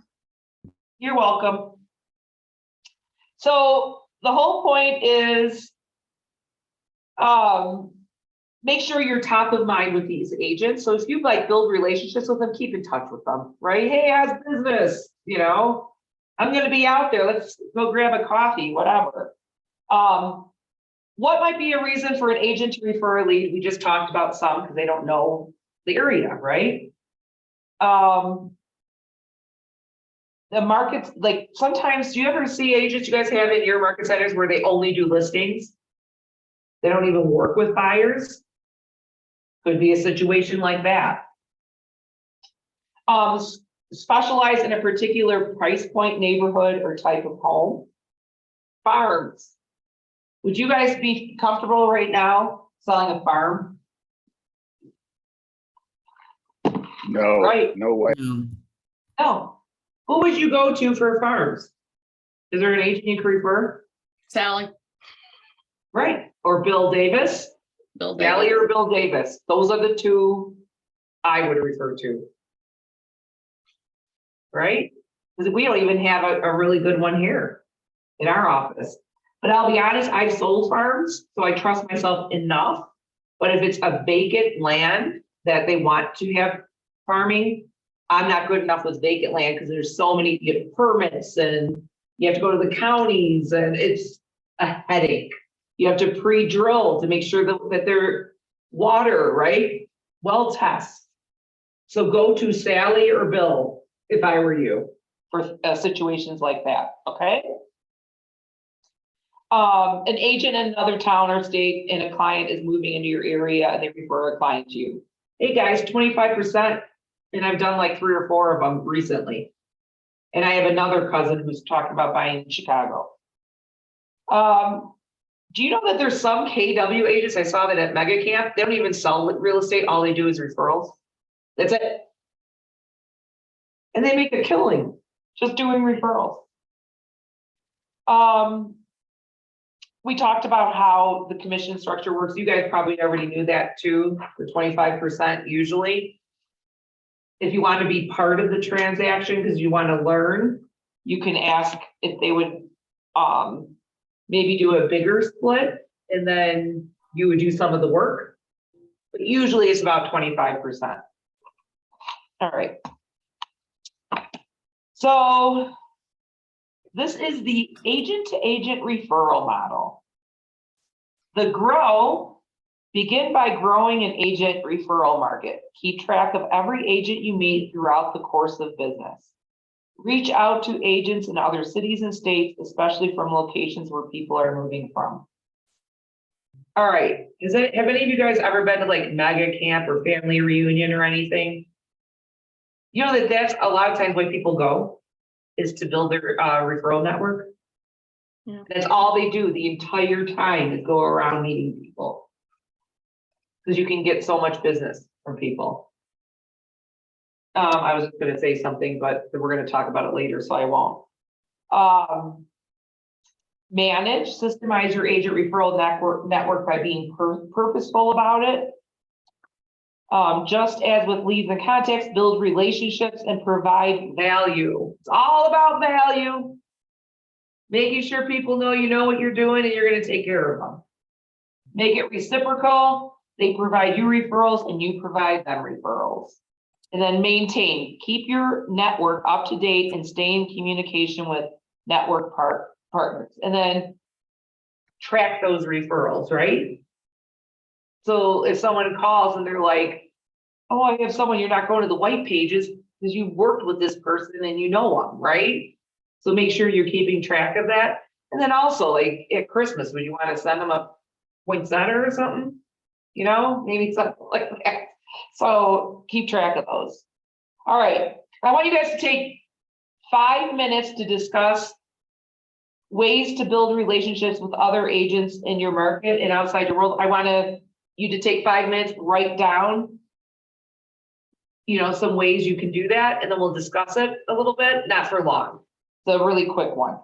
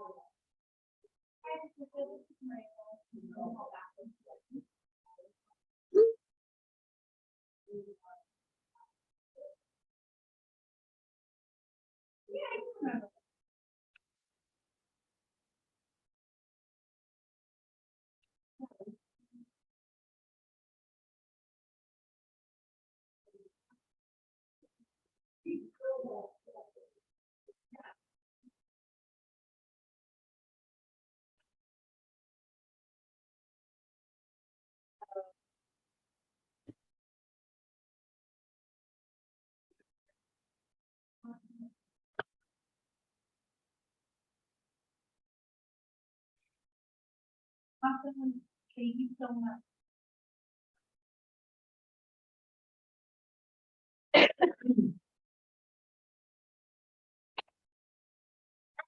Who wants to share?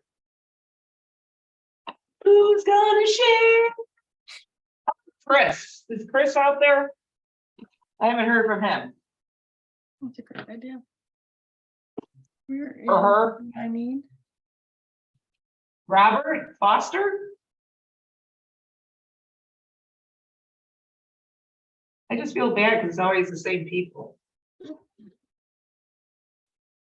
So, I am planning on trying to join the Chamber of Commerce here in Arapahoe County. Okay. It's a little bit difficult. Networking when you're going to some of these classes. Like, you know, you have to go to the DMAR classes and some of the other classes. So instead of taking those online, even though they're rather easy to do, I would see that that would probably be a good way to do it as well. is to go in person and get a contact or make contacts. Great. Anyone else? Diana, do you have anything? Yeah, well, just some things that I've done already is, when I was in Texas, I personally sold, and bought several homes. So I reached out to the agents that I used. It was a team, and just, let them know that I have my license and, that I'd love to work with them on any referrals. And then I've let my family and friends know that I can help them regardless of that I'm here in Colorado. And, so yeah, I have a friend that's they're looking on moving. So I'm hoping, that I can use that referral with my agent that I used before. That's awesome. And are you keeping up with them after the initial conversation? I touched base again with the agents. And then I talk to my friend all the time. So yeah. Okay. All right, awesome. Anyone else have anything they'd like to share? But I think those two are really good. Okay, let me move on. Hey, real quick, right. I'm sorry. Yeah, go ahead, Jeff. I was on a call there for a second, but I think one of the key things that have been great for me is actually going and visiting the realtors in their home area. Man, they love that. And they really look forward to working with me later on. And it's worked out great for me. That's true. I mean, that's a good thing, like, to add if you're on vacation, right? Check out some other KW offices just to kind of hook up with people. And one of the other things is kind of keeping track of what the domestic migration is happening, right? One thing I know that there's a few agents that do, and actually something I keep saying I want to do, but I haven't done it yet, is doing advertising, like really keeping tabs on what the domestic migration patterns look like, and then doing advertising in the state for which they originated. So you always think you have to do advertising in our state? No, do it in California, do it in Texas, right? And do Facebook advertising that way. Anyway, just my 2 cents. All right, do you guys know how to find a agent referral network in Command? No. Jackie, were you gonna say something? I'm sorry. I do, but I'm not sure if anybody else. No.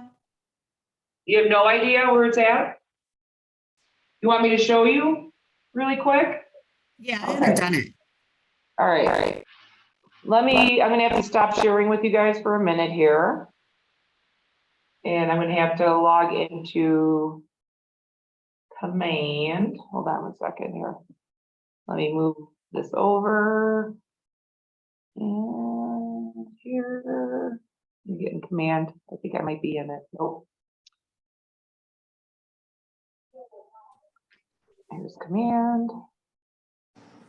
I'm gonna go into my PC account again.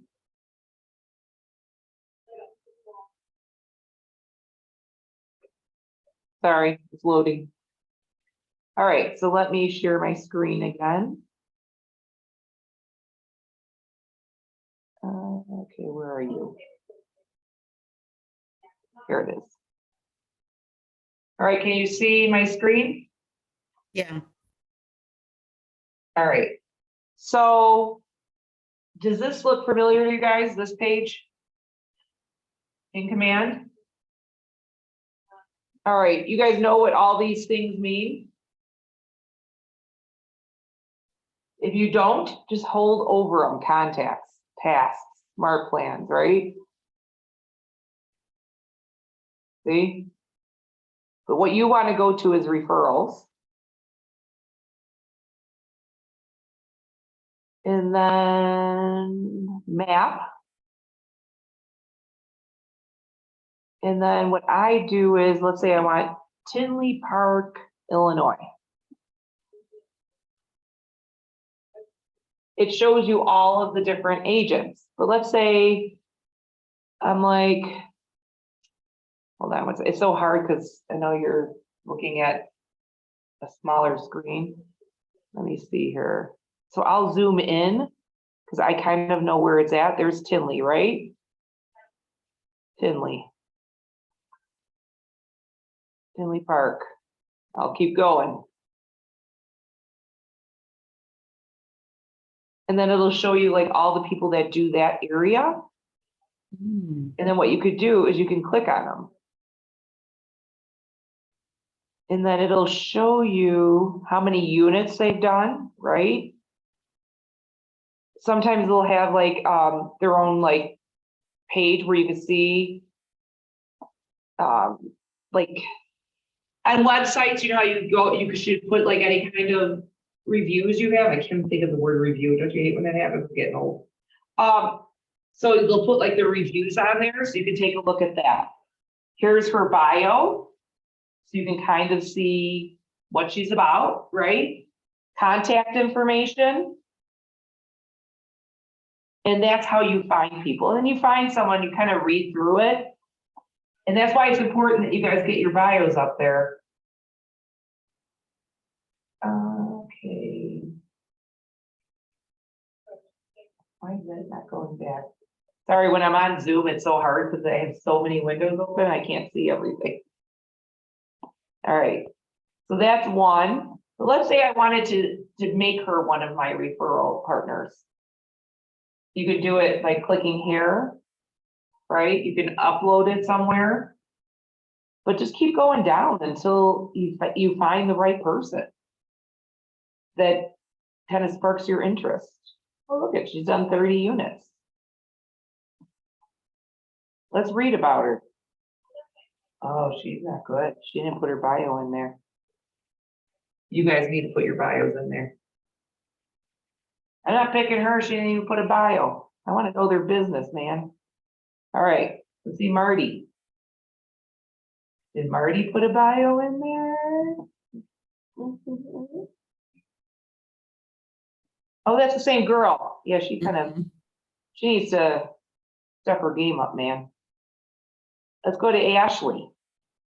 I may even know some of these people. That's what's scarier. She didn't even, oh, never mind her. Do you guys see what I'm doing though? And then you're calling, and then you can like ask questions, because that's what you need to do. Because there's nothing more embarrassing than you know, recommending someone and then you find out they stunk, right? And they didn't call them or whatever. You really need to vet them. And then what I found was when I do that, because I'm like telling them this is what they need, do you think you can do that? They keep me up to date on what's going on constantly. And then I can kind of keep them in the loop. So especially like my cousins, they're more than happy to complain to me about anything. So if they don't like something, then you know, I can tell them, oh, you know, I think they'd rather you contact them a little bit more, right? So anyway, there you go. Funny, I just got a text. I think my phone is listening to the class. I got a text from Regentology Real Estate Referral Network to see if I was interested in being one of their referral agents. Just kind of weird. Yeah, don't you hate that sometimes though, where you feel like everything you're doing is being listened to? Yeah. Yeah. So, Alexa acts like she's your friend. She's not your friend. All right. So do you guys all understand the referral network thing? Yes. What if you live in an area, you were born and raised, and you have a friend, even with a different company? You can still do a referral, right? We would obviously prefer it's a KW, but if it's someone you know and you trust that they will do a good job, that's what I would do. Just refer them and make them sign an agreement. There is an agent referral agreement, so make sure you get that from your MCAs, okay? Or they'll tell you where to go. I'm working on a Nice. deal in New Zealand right now, but there's no KW Ooh. in New Zealand. That's cool. New Zealand. And that was the other thing they wanted to stress is don't forget, we are global.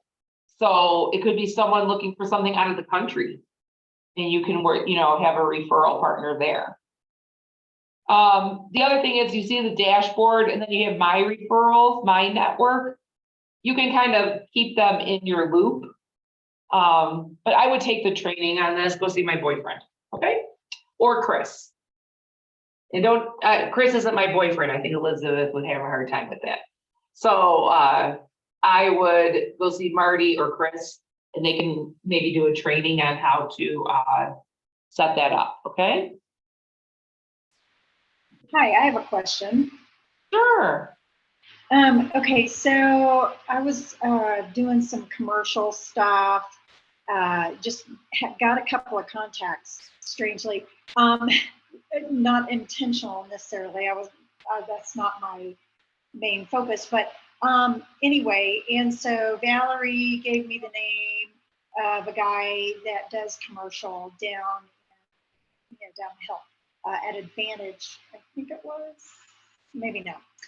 Anyway, so I looked him up and we've been texting back and forth, and he's in touch with my contact and the buyer and the seller end of things.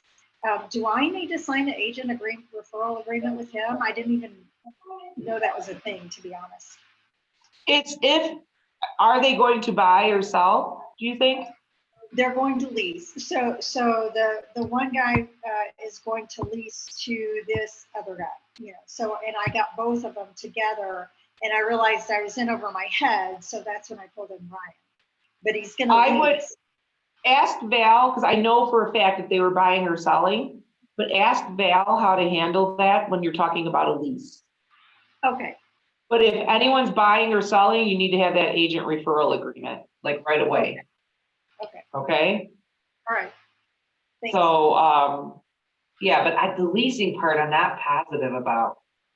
Because are you going to get some kind of a leasing referral fee? Yeah, 25% is what the agent said. Okay. Yeah, talk to Val on that one, because that one I'm not sure with the leasing part. Okay. Okay? Uh-huh. All right, let me share screen again. All my screens are all messed up, guys, so hopefully. All right, can you see this now? All right. All right, so let's move on. We talked about this already, about worldwide referrals. That KW is all over the world, so you have no reason not to be able to find someone. Jeff, how did you get something in New Zealand? This lady in Colorado Springs she lived over in New Zealand for a while, and her daughter moved there and is living there currently. And she just wants to sell her house here in Colorado Springs, and wants to move to New Zealand. That is so cool. Neat. And how did you find the agent? You just went on the referral network? No, there's no KW in New Zealand, ironically. So I actually just went in. I went to the area she wanted to move to, and then I started searching. There's a realtor network over there, and I started searching people that I thought would fit in the kind of same age group as this lady, and just worked on the deal, and it's kind of all falling together. It's not happened yet. But it's in progress. Okay, and did you already sign the agent referral? No, I have not, because Okay. I'm having issues with her listing. She's just being a little Shady. Well, if I were you, get some help. Are you with Margaret? Or are you with Jody? Margaret. Okay. So talk to Elizabeth then about how to handle that. Like, 'cause you need something in writing, because I've heard stories, especially if they're with another company, where you end up not getting paid and you sent them all this business and you don't have any kind of a contract. So I would make sure you get something, even if there's issues, get something in writing. Yeah, I definitely will. She doesn't, the person selling the house here in Colorado Springs doesn't know the agent yet. There's no actual details worked out, so she can't find Oh, what okay, I I see. found. But Okay. once she's going to actually sign the agreement with me, it'll, I'll definitely get that agreement in place and figure everything out at that point. Okay, sounds good. All right, again, we talked about migration patterns. You can go to that referral network. It shows you some migrating patterns that you can just look it up here in command. But there's other places you can go. The census and the IRS. The US Census tracks, this is as domestic migration, right? Within the United States. The IRS tracks migration by seeing how addresses change on tax returns. So you can use those resources as well. All right. All right, I'm not gonna go into this anymore because we've talked about that. Oh, geez, what happened? There was a while like it won't forward. There we go. Business to business referrals. Has anyone done any of these? Okay. So let me ask you guys a question. Have you guys ever recommended to a friend, like a hairdresser, a barber, dentist, doctor, veterinarian, accountant, financial planner, auto repair shop, handyman, plumber, electrician, or a gardener and landscaper? Have any of you guys ever given someone a name or things like that? Right. That's kind of what we're talking to. You are referring your acquaintances to businesses that you have come to respect and trust. That's a one-way referral, right? To make it reciprocal, you will need to develop business relationships with the owner manager of your favorite businesses and discuss how you can help each other. You refer your clients to their business, for example. You refer buyer clients who are new to town to like your dentist, let's say. Business owners refer clients to you, right? Because if someone's like, if it's a dentist or something, and they're like listening to people, they're talking about moving, then you could potentially get a referral back. For example, a handyman you've often referred is hired by a person who is fixing up their house in preparation for it to list, right? The handyman lets you know, and then you connect with this potential seller. So, I mean, you could do like handyman, inspectors. That's another one because some people do the pre-inspection before they put it on the market. Trying to think of some other ones. Oh, stagers. That's a big one. Anyone else have any other ideas of other people that might be able to refer a business besides like dentists and all of that? The thing is, you need to teach your clients to tell them who referred them. That's a big one because if they just go to the dentist and they show up and they don't know that you were the one that gave them the name, that it doesn't really help you any, right? Anyone else have any other ideas? For 2 minutes, just write down some businesses you'd like to connect with. For 2 minutes. I'm not even leaving.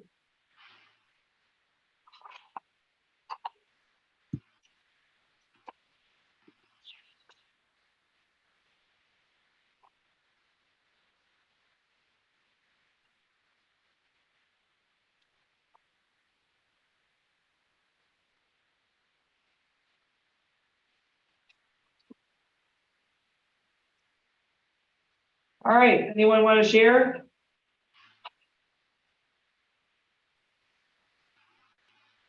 Bueller? I recommended, I put it, well, I didn't recommend them yet because I haven't had anybody, but movers, people that I know that move in the mountains specifically.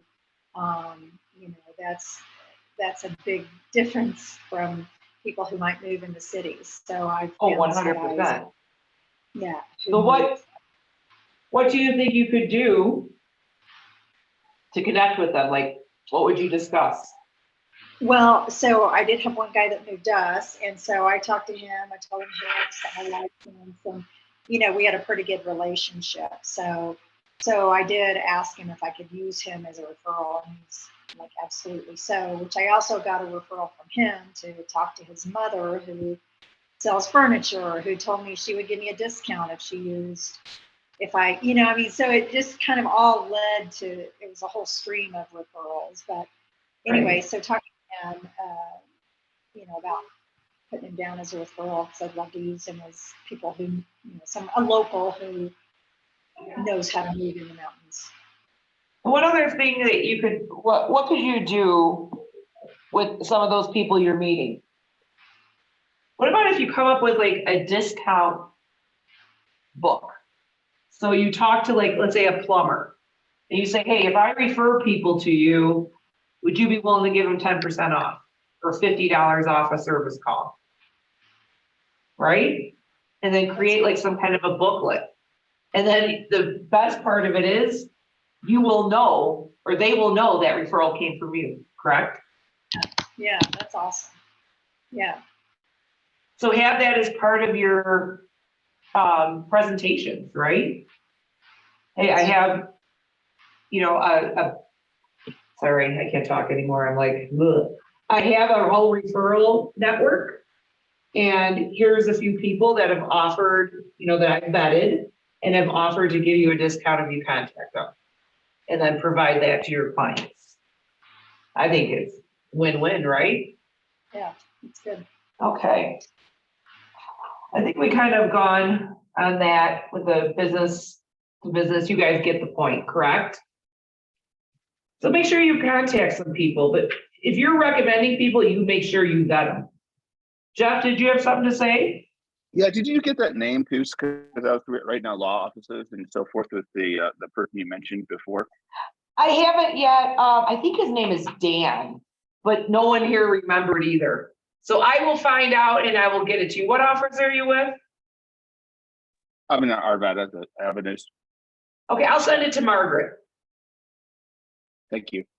Okay. I gotta just, I know I have some emails with his name in it. I just have to take the time to find it. But I think his name was Dan or Don. Okay. So let's move on. More sources. We've talked about geographical farming. And I know a few of you said you're already doing this. But we're just going to talk about it really briefly. A neighborhood or set of neighborhoods for which is also known as targeting geographical farming, right? Is everyone familiar with the neighborhood website called Nextdoor? Right? A geographical farm is similar in that it's essentially targeting messages within a neighborhood. Have you guys used Nextdoor? I don't get it. I get like emails and it acts like it's something with my neighborhood and then it's like something 10 miles away. It's really irritating. Yeah. What did you have to say about Nextdoor? Anything? Well, I started to use their ad service because it's really cheap and I really wanted to farm a specific area here in Centennial. Okay. But then after thinking about it a little bit longer, I decided not to because of Nextdoor's not got the best reviews at the moment. So I pulled out. But I'm kind of with you on that because like I said, it's like I'm getting messages because you just put your own neighborhood in and it's messages from all over. So I don't know what's going on. Yeah, you actually have to go into your profile and they go 50 miles out, if you can imagine that. And so you have to go in and you have to uncheck all of the neighborhoods that you don't want.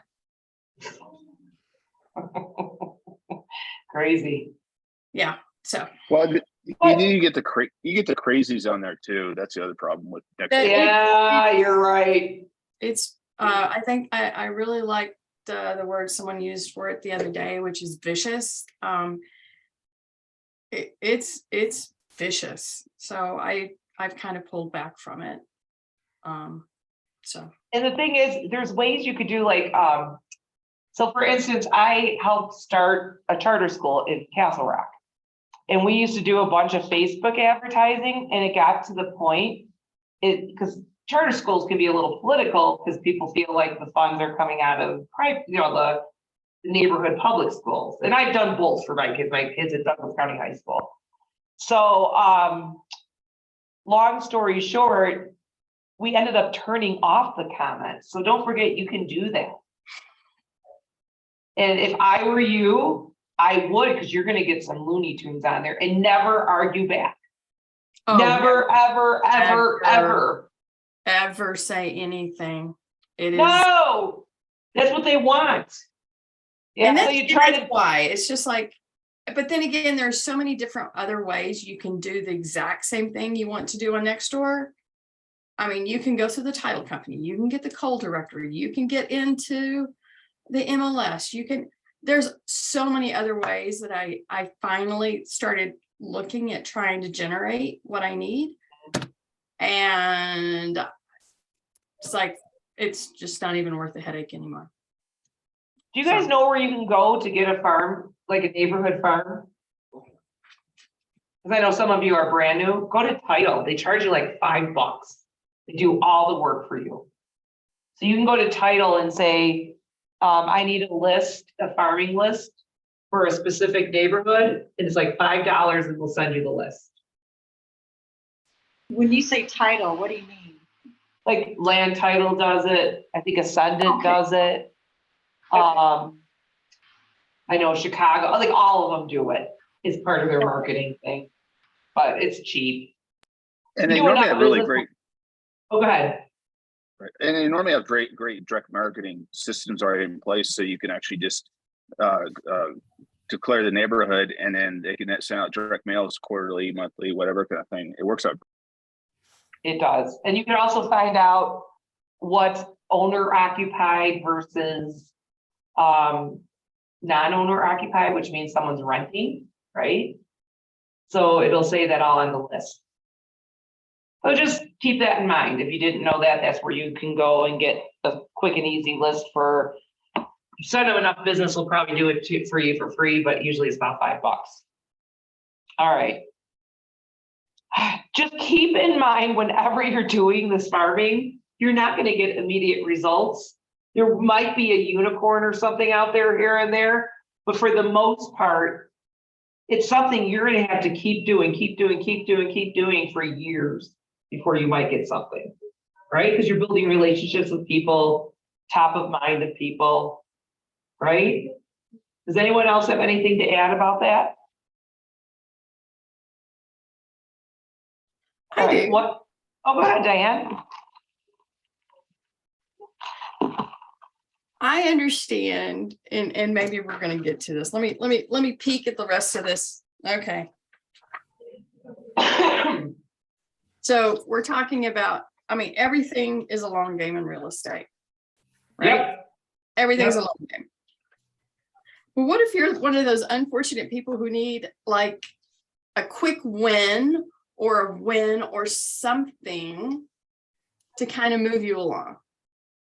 If you want that, like there's tons of things you can do. I have a friend in Colorado Springs who her husband left her. She had 2 kids and she was in real estate. She had no choice. She couldn't feed them. So do you know what she used to do? She would stand outside builders' offices and wait for people to come in and say, "Oh, are you interested in buying? Well, let me walk in with you." She would do stuff like that. Oh my Other God. people, yeah, but she had to feed her family. That's how she got started. And she's super successful now. And then other things she would do is she'd go to coffee shops and just put up a sign, "Ask me any real estate question," right? and just sit there and spark conversations with people. You can be way more aggressive. And then there's another guy, I heard this was a KW guy, where he made it a goal. He's going to add 5 people a day to his database, period. Okay. He would not go home until he did that.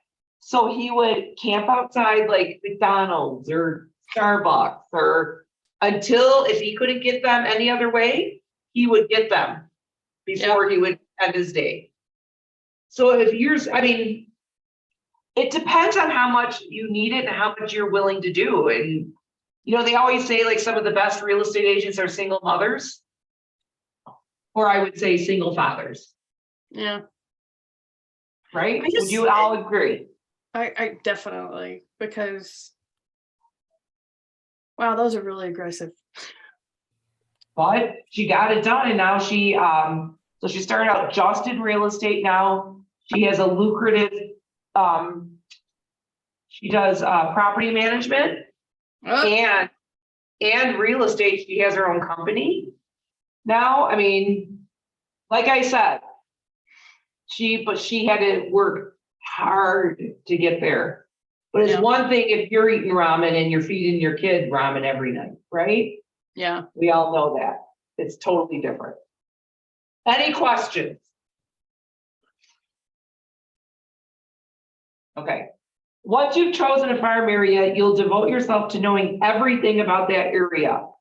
If you're farming that area, you better know everything. Know where the parks are. Know about what the HOA is. Know like what it includes. Know where the pool is, right? Know about like the price points. Because within a certain neighborhood too, right? You could have a price point of 400 and a price point of $1 million, just within one neighborhood.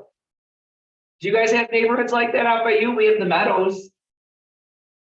I don't know if anyone's familiar with Castle Rock, but the Meadows is 100% like that. Right? So just make sure you really get to know the areas you're farming. All right. Oh, gosh, my voice hurts. All right, geographic farming. Maximize your prospect and marketing in a geographical farm. These are some of the things you can do. Open houses, start doing things on social media. Almost every single community has a Facebook page. Try to join the page. And be careful because, I mean, even for myself, if I see people like constantly advertising themselves, it can be really irritating. But let's say someone's like, I need a really good electrician. You can go on there and chime in. You're going to do an Easter egg hunt for that neighborhood. You can advertise that on there, right? So just make sure when you're doing that, you're not getting on people's nerves. Conversations, contacts, and notes, like leaving notes on people's doors.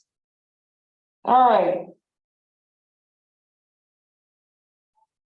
They're going into door knocking again. Do you guys feel like you need more information on door knocking? Okay. Let's move on. Oh, there was one other thing I wanted to add. We talked about upcoming open houses, just listed, just sold, or looking for listings for interested buyers. You can door knock for charities, right? And we have an agent in our office that does a coat drive. So she'll door knock for a coat drive. Community events, community activities such as neighborhood watch, right? And neighborhood cleanups. Partner with a lender and go door to door. Personally, I think that'd be a little weird if you like going house to house, but it might make sense like in apartments or in areas where people do a lot of rentals. That I would say might make a difference. Do you all agree with that? Okay. I wrote that as a note to myself to remember to say that because I think the apartment, someone on here said that they live in an apartment. Oh, here we go. Remember I was telling you about my friend? The leads are everywhere. Grocery store, coffee shop, repair shop, hair salon, dentist office, wherever you go. All right. Okay, we did talk about, I wonder why that's like that, it's out of order. We talked about events and seminars. Did you guys have ideas for that? Some events? Did I skip over it? Here we go. So you can do neighborhood park cleanup, right? Yoga at the park, like my partner loves yoga. So yoga at the park for free. Family front porch photos, right? Set up dates and times with those who choose to participate, take the photos, then text them the photo or send it to, by email, bingo, bunko, that kind of thing. Virtual game nights via social media, collect names and contacts. Remember I told you guys about my idea with the Santa Claus, the mailbox in my neighborhood? Things like that. Events and seminars. We have other people that do like paper shredding events, things like that. Dumpsters, where they'll rent a dumpster for the neighborhood, put it in their driveway and have like a neighborhood dumpster day. Things like that, okay? All right, so let's move on. I know it's getting late. All right, hold on one second, let me turn the page here. All right, let's move on to a different section. Now we're on capture every lead. And that's basically the end of this, and then you guys have to do homework. You guys like the homework section? Are you actually doing it? No. I will say I do it once a week because my sphere and my database, I think I've said this, I think everyone's heard this twice or maybe 100 times. My sphere is very small, my database is very small, and I'm not capturing enough leads. So I'm not doing it, no. So my recommendation to all you guys is, even if you're not doing that because you feel like it, coming up with a plan, right, for prospecting or something during that time. So even if you're not calling, which is ideal, that's what I would be doing. Because I mean, you guys know what life's like. You plan on doing these things and then you get caught up in everything else. And this is a time, the whole point of this is a time for you guys to dedicate to doing this. So don't just log off because you have no one to call. Do something else. Even if you're creating like a vendor list or create some kind of a script for it, okay? All right. We're back in command. Part of your daily success system is to add contacts to your database. Your sphere and contacts are your focus. I think you guys all understand that, right? Does anyone not understand why? Can anyone give me, tell me what the difference is between a lead and a contact?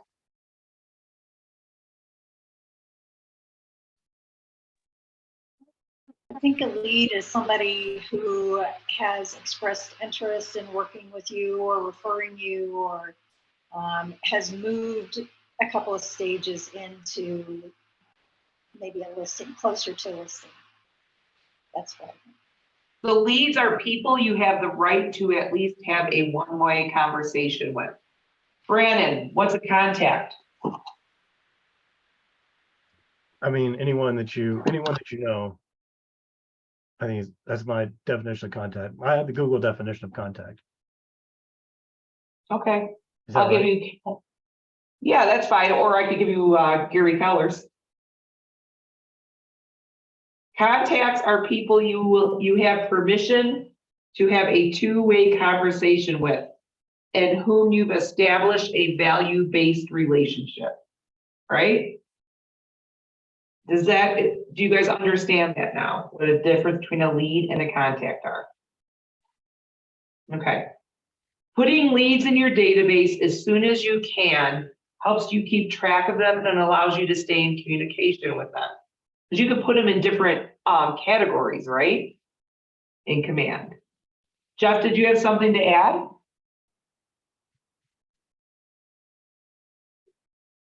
Saw Jeff go off mute, so I didn't know if he had something to say.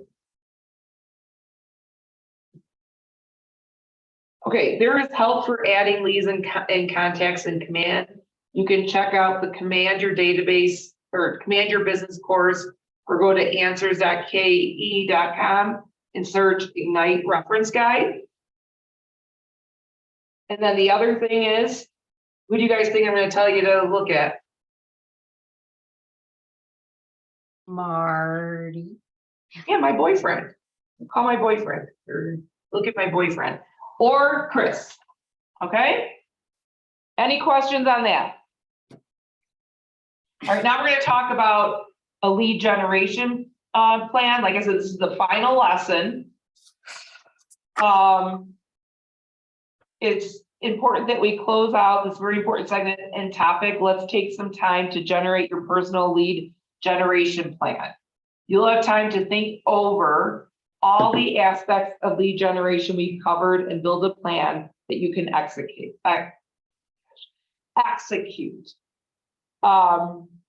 Read through the slide and refer to the participant guide for 10 minutes to build a plan. Okay. All right, so take 10 minutes to do that. You see, remember I talked to you guys about picking certain things? You need to at least pick 4.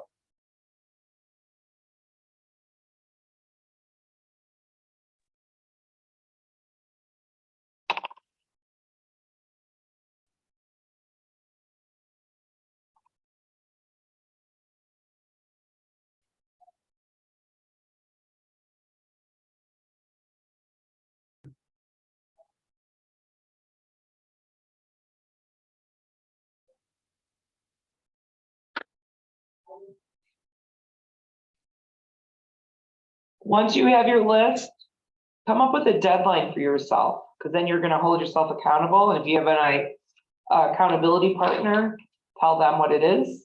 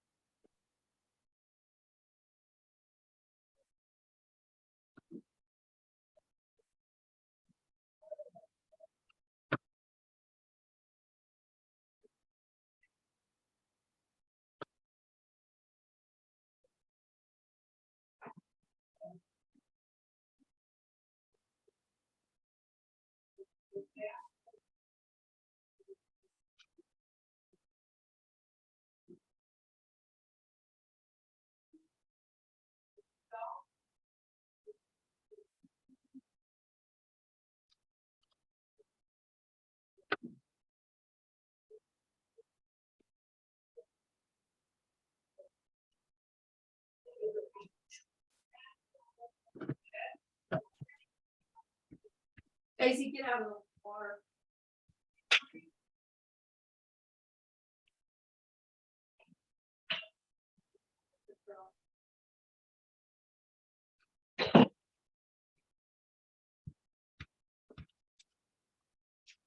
Are you guys all ready? Because if you are, I'll just keep going.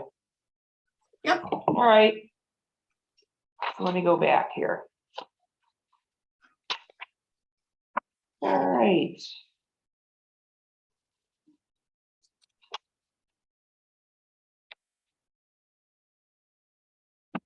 Lost my place, guys. All right.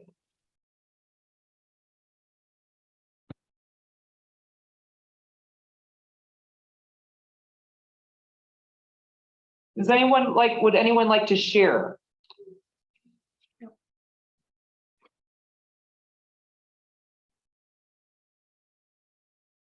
If you won't share here, make sure you share with, do you guys all have accountability partners? Yes. Okay, then make sure you at least share with your accountability partner, okay? So that you have someone to hold you accountable. All right. Any ahas you'd like to share or move on? Move Okay. on.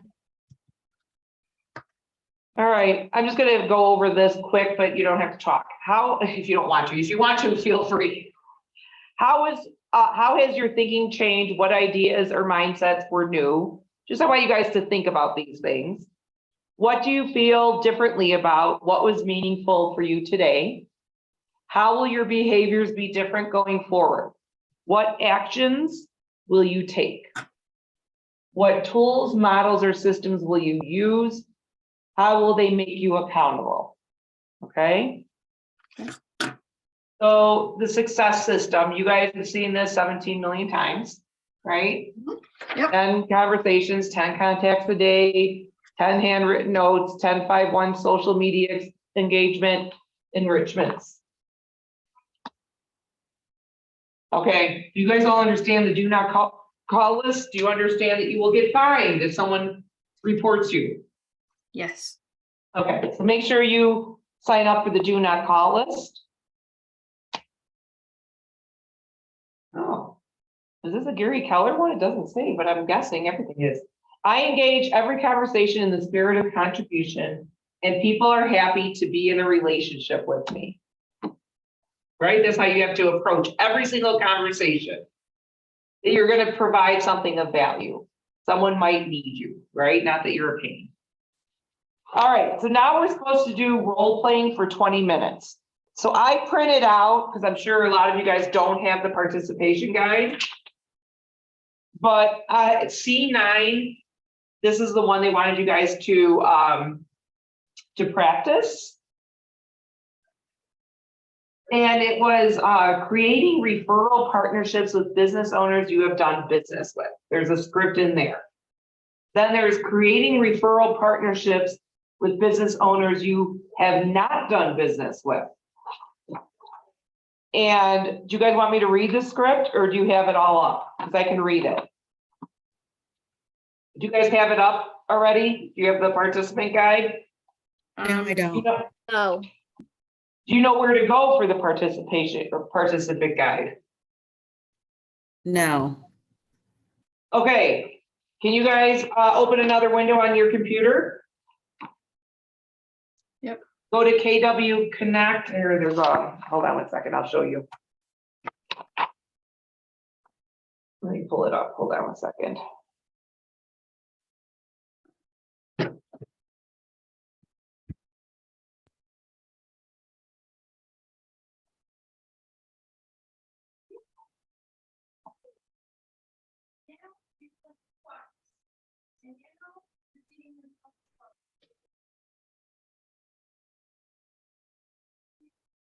All right, let me share my screen. Sorry, guys.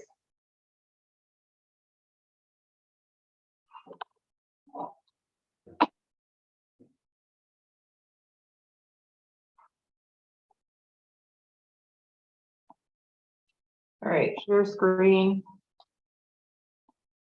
We go to KW Connect.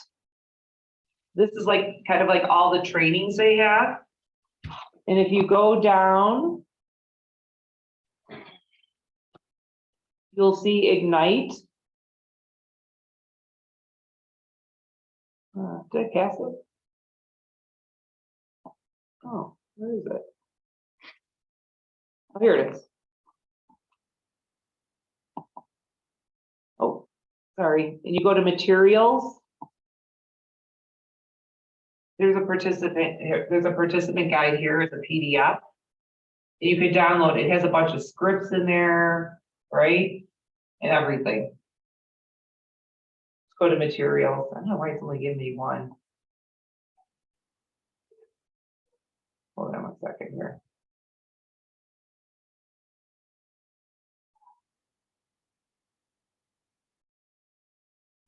Do you guys see where it's at now on Connect? Yeah.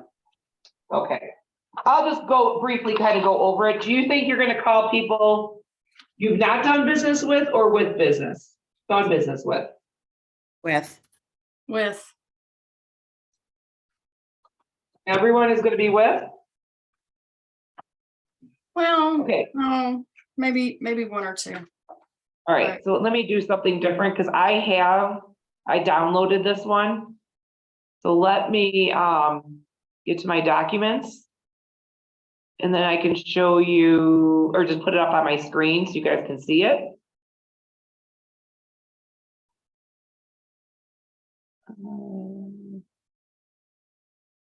Here we go. Now let me share.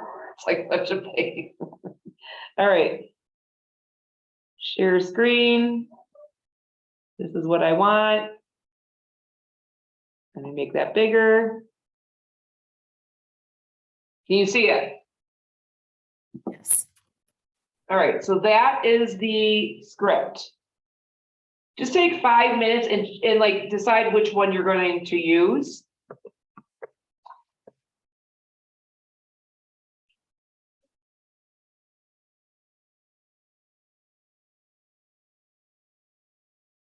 I would also mute yourself, and you're supposed to be saying the script aloud to yourself. Hopefully no one's around, so they don't think you're just crazy. But start saying stuff to your, like reciting it to yourself aloud, because you know what's coming next. You're gonna have to do it with someone. So.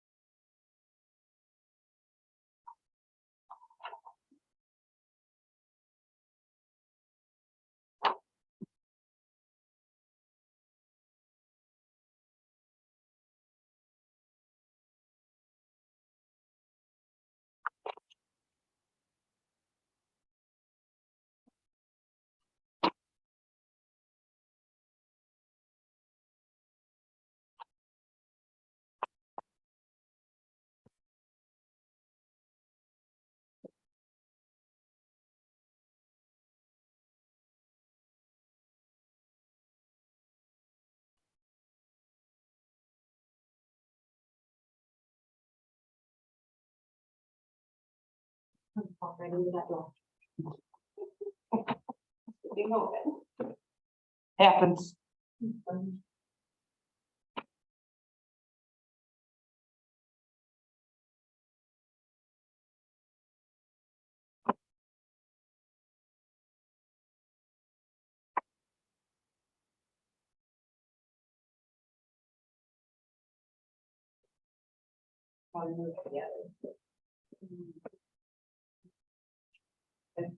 May I help you, madam?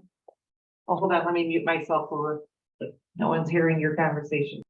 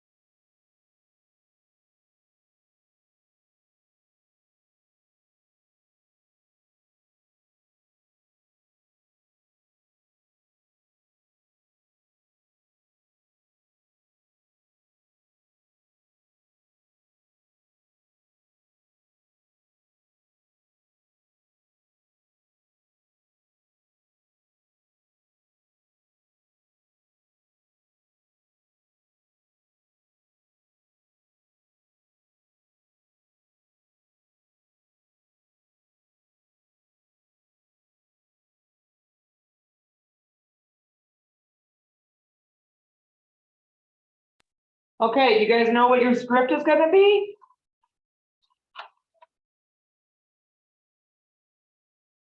Did everyone hear me? Okay, did you guys already pick your script?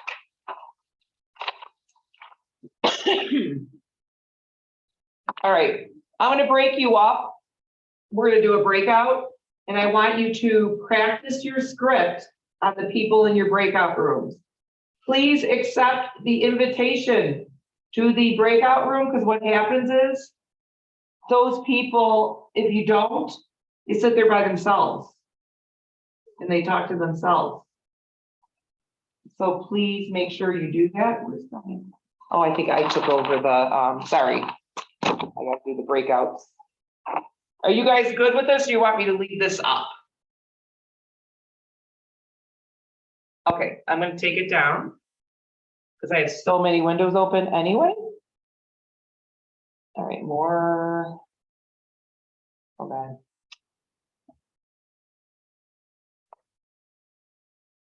Breakout rooms. How many should I make?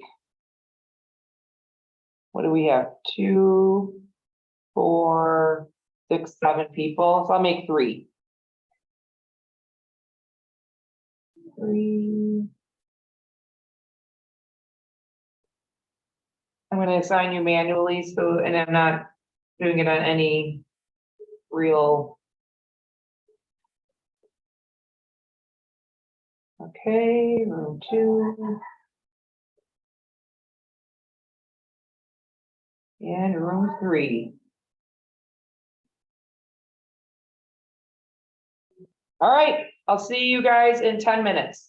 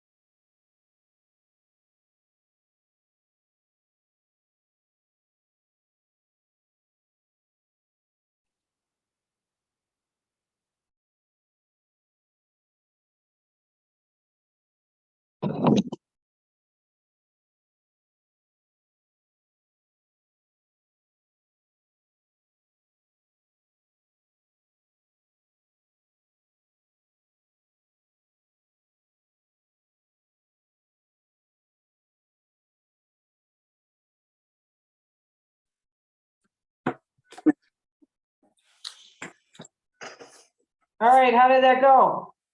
That's good. Went good. Great. Okay, who would like to demonstrate it? What they did? Oh my gosh, there's so many people popping off. Anyone care to demonstrate how it went for them?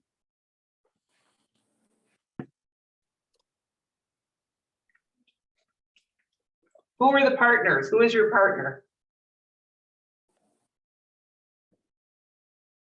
Who are you talking to?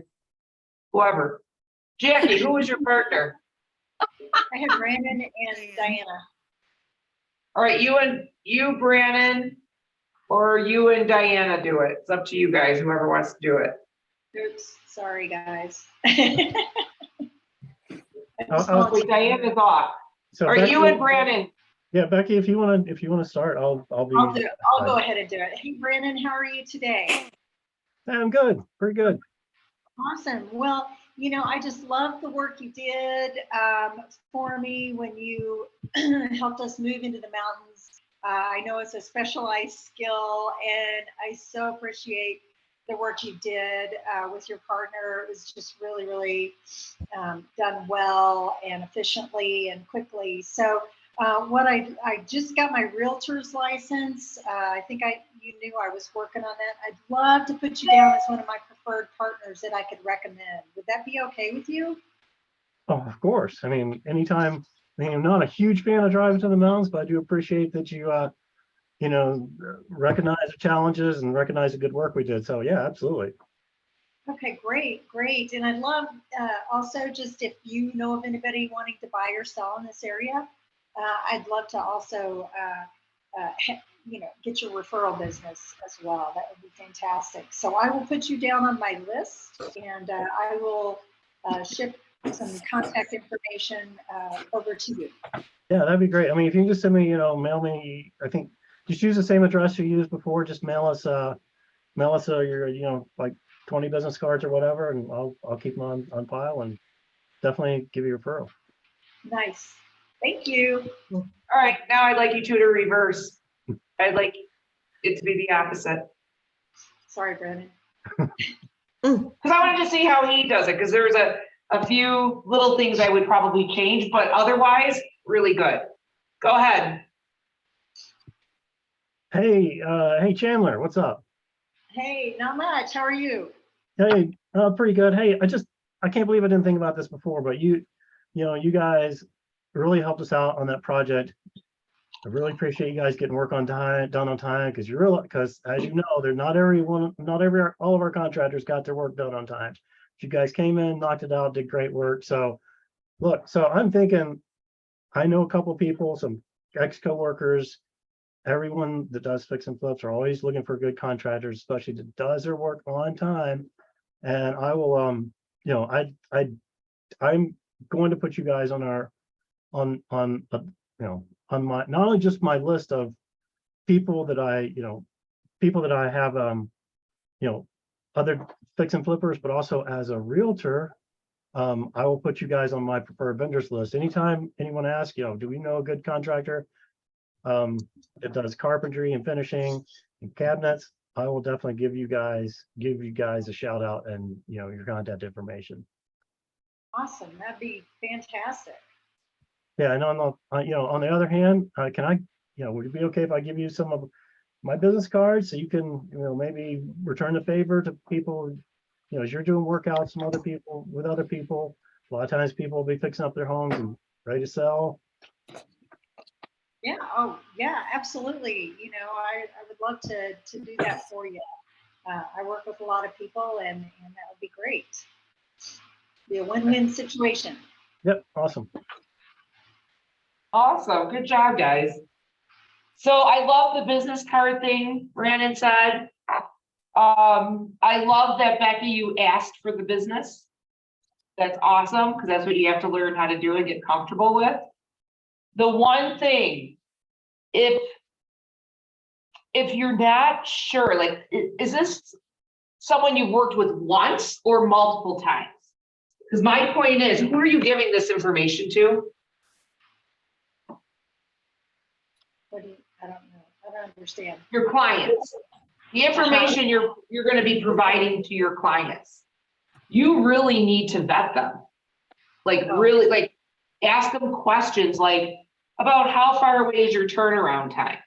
And as soon as Brandon said to you, I don't really like to go to the mountains. If it were me, I'd say, okay, who do you know in the mountains that does great work like you do?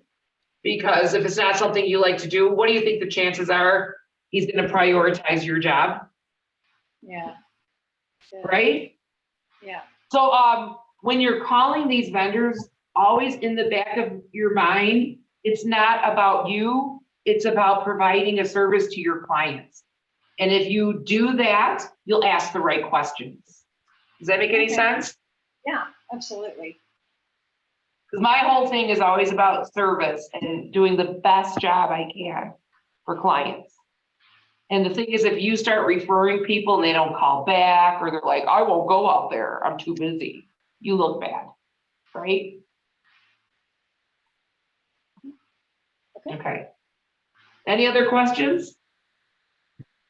Yeah, I had one question along these lines. So so a lot of the contractors we've used, Spanish is their first language, and sometimes they don't even speak English very well at all, which is okay because my girlfriend / business partner is a fluent Spanish speaker. So if I were to say respond to a referral from one of them, like, is there any like rule breaking or problematic aspect if she is my translator? Like, I'm acting as their agent, but they can only understand what I'm saying if I have a translator. Absolutely not, as long as you're the one telling her what to say. Okay. Because my thing is, she just can't give advice or write contracts. Okay. The thing that's gonna be challenging, and I would maybe ask Kevin about this, like how he want you to handle it.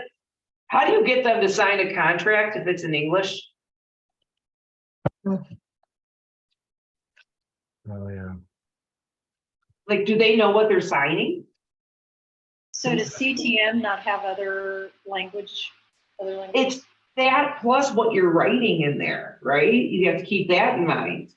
Mhm. Because you're the one filling out that contract. So So- I would ask Kevin about the legality of that. Because the whole point of a contract is that they understand what they're signing, right? They don't understand what they're signing. So I don't know how that would work with your, is she licensed? No.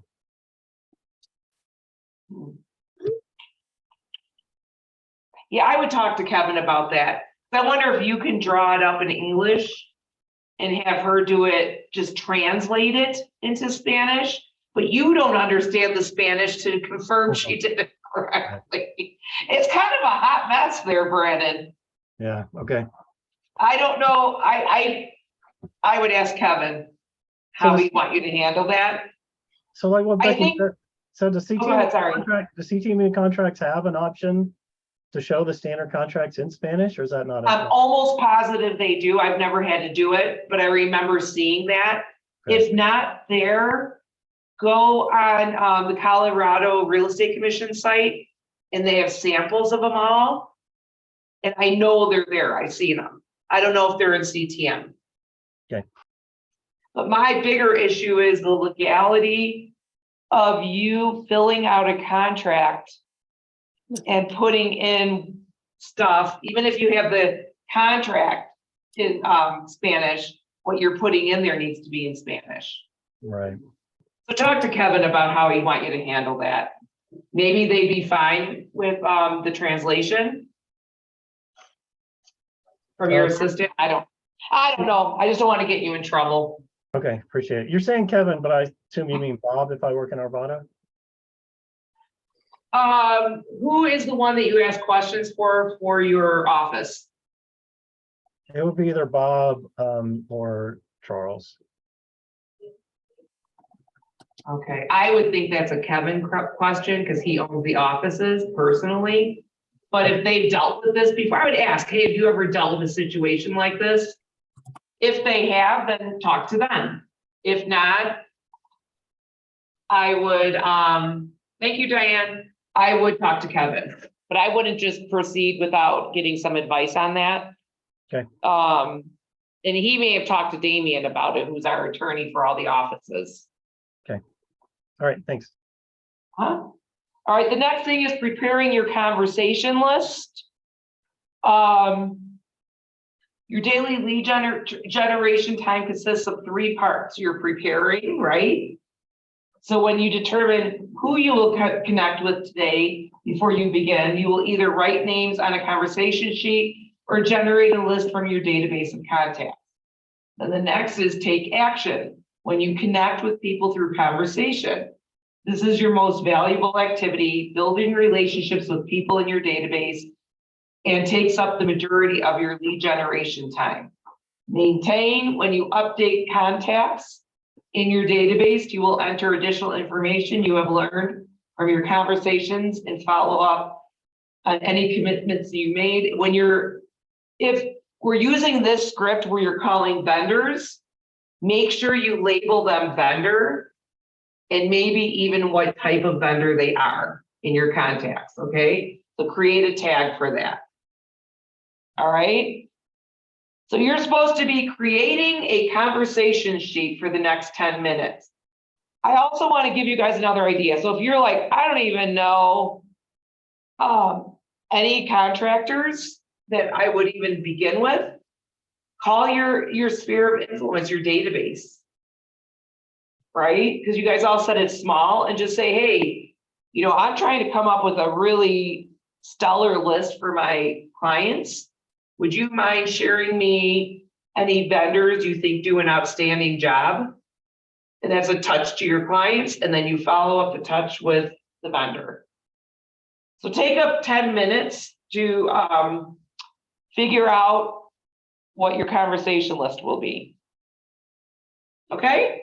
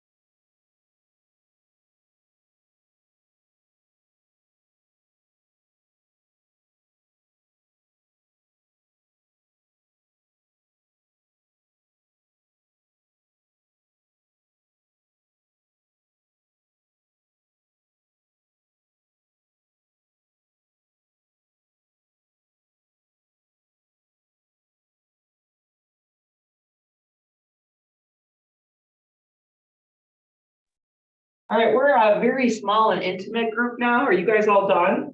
So maybe I can get you off a little early. We have 10 seconds left. Okay. All right, so how did that go? What kind of list did you come up with? How many people? Mark, how many do you have on your list? See here, my list, I got 1, 2, 3, 4, 5, 6, about 12. Okay, great. Are they all vendors or people you know to get vendors?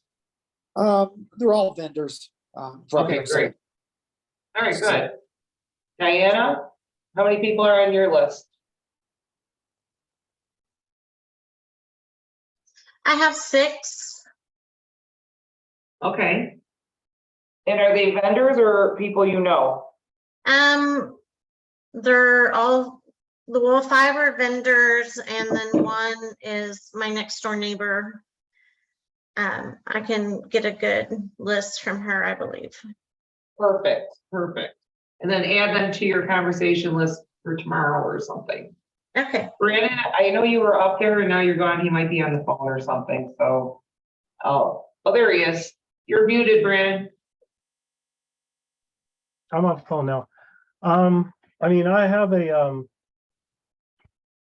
about half of my contacts in command, and I have a source where I don't know if this was an option or if I made it, but the vendors I've tagged as source vendor, and so I can just pick that source and come up with a list of vendors. Okay, perfect. All right, well, go ahead.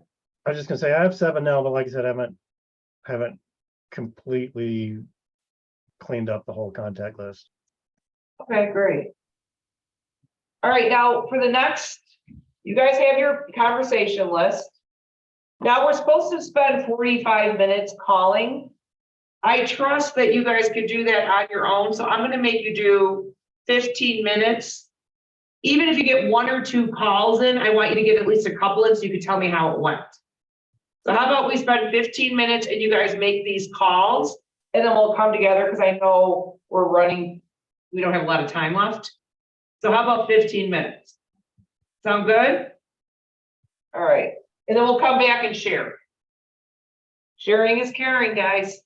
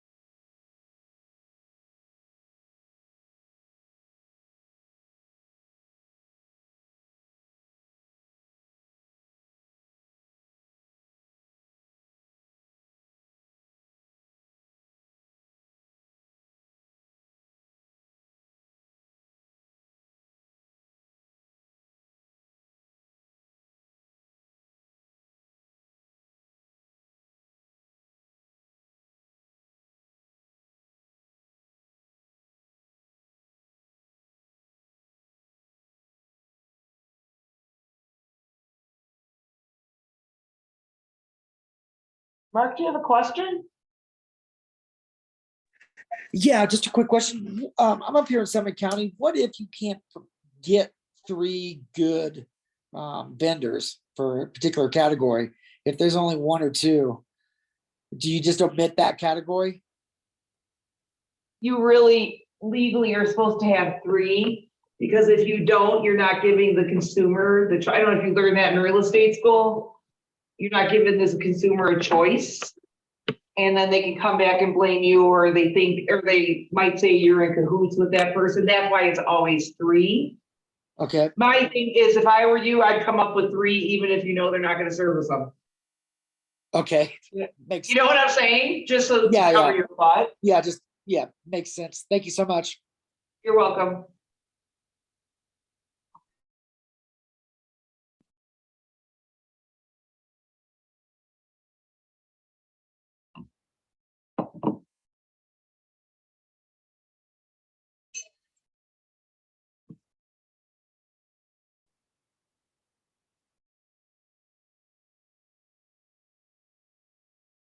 All right, we're done with that. You guys want to share how it went? Or did I mute myself again? Oh, can you guys hear me? You want to share how it went? Did you make any calls, or are you just coming up with your list still? Mark? I made 1 call, left a message. I'm gonna do a couple of them this afternoon in person. Okay, awesome. Because Very good. I gotta do errands anyway, so like my vet, I gotta go pick up my dog's meds. So I figure I'll talk to the vet there, because that's definitely a question people always ask. And since I'm a big dog person, I'd want to have 3 vets, so that's gonna be kind of my mission, is to find 2 other ones. But I mean, I did the same thing to find this vet. I went to another vendor that I used, and he's lived here a long time and had dogs. He's like, hey, who's the best vet up here? And then even Facebook, if there's like a Facebook thing, you can shout it out to like the neighborhood. Oh, that's a Say, good idea. I didn't does even think about- anyone know a good this? My thing is just, yeah. when I tell you to get 3 people, be careful though, because like I said, it's a reflection of you. So even if it's not someone that you've worked with, you can just say, hey, listen, I personally worked with this guy. Here's 2 other companies that other people have said they've had success with. You know, I can't really vouch for it. You know what I mean? Just be honest. Yeah, so I mean, yeah, it's just covering yourself. That makes total Right, sense. covering your tushy. Yep. Yep. Okay, Brandon, how did it go? Not great. There was a couple people, one that I wanted to call that I don't have his contact information, which I thought I did. So I need Okay, to get that. And then there's one more person that I'm definitely going to email, but I owe him an interest payment the first of the month. So I'm going to wait till after I pay this person. good idea. And then, yeah, but I did send a text message to a couple people that I used to work with I haven't reached out to in a while. Okay, great. I didn't want to be a total bust. Yeah. Well, keep in mind, we're supposed to be doing this for 45 minutes, and I know we're kind of at the end here. So will you guys promise me to at least make 2 more phone calls apiece for today? Yes. All right, and then you increase it by how much? 4%, 4%, 4%. Sound good? Well, thank you 2 for sticking with me. You're the only 2 left. We lost everyone else. But 4 hours is long. You guys feel tired by the end of it? Well, just more stuff to do today. Yeah, I understand. Well, thank you so All much, Sal. right, Yeah. Thank call you. Tracy. Sally was yesterday. Oh, sorry about that. That's okay. That's all right. I'll be willing to, be called Sally. She's super smart. She's funny and she's skinny. Fair enough. All right. Well, I'll probably see you guys next week. Good All luck. righty, happy All right. trails. Bye-bye.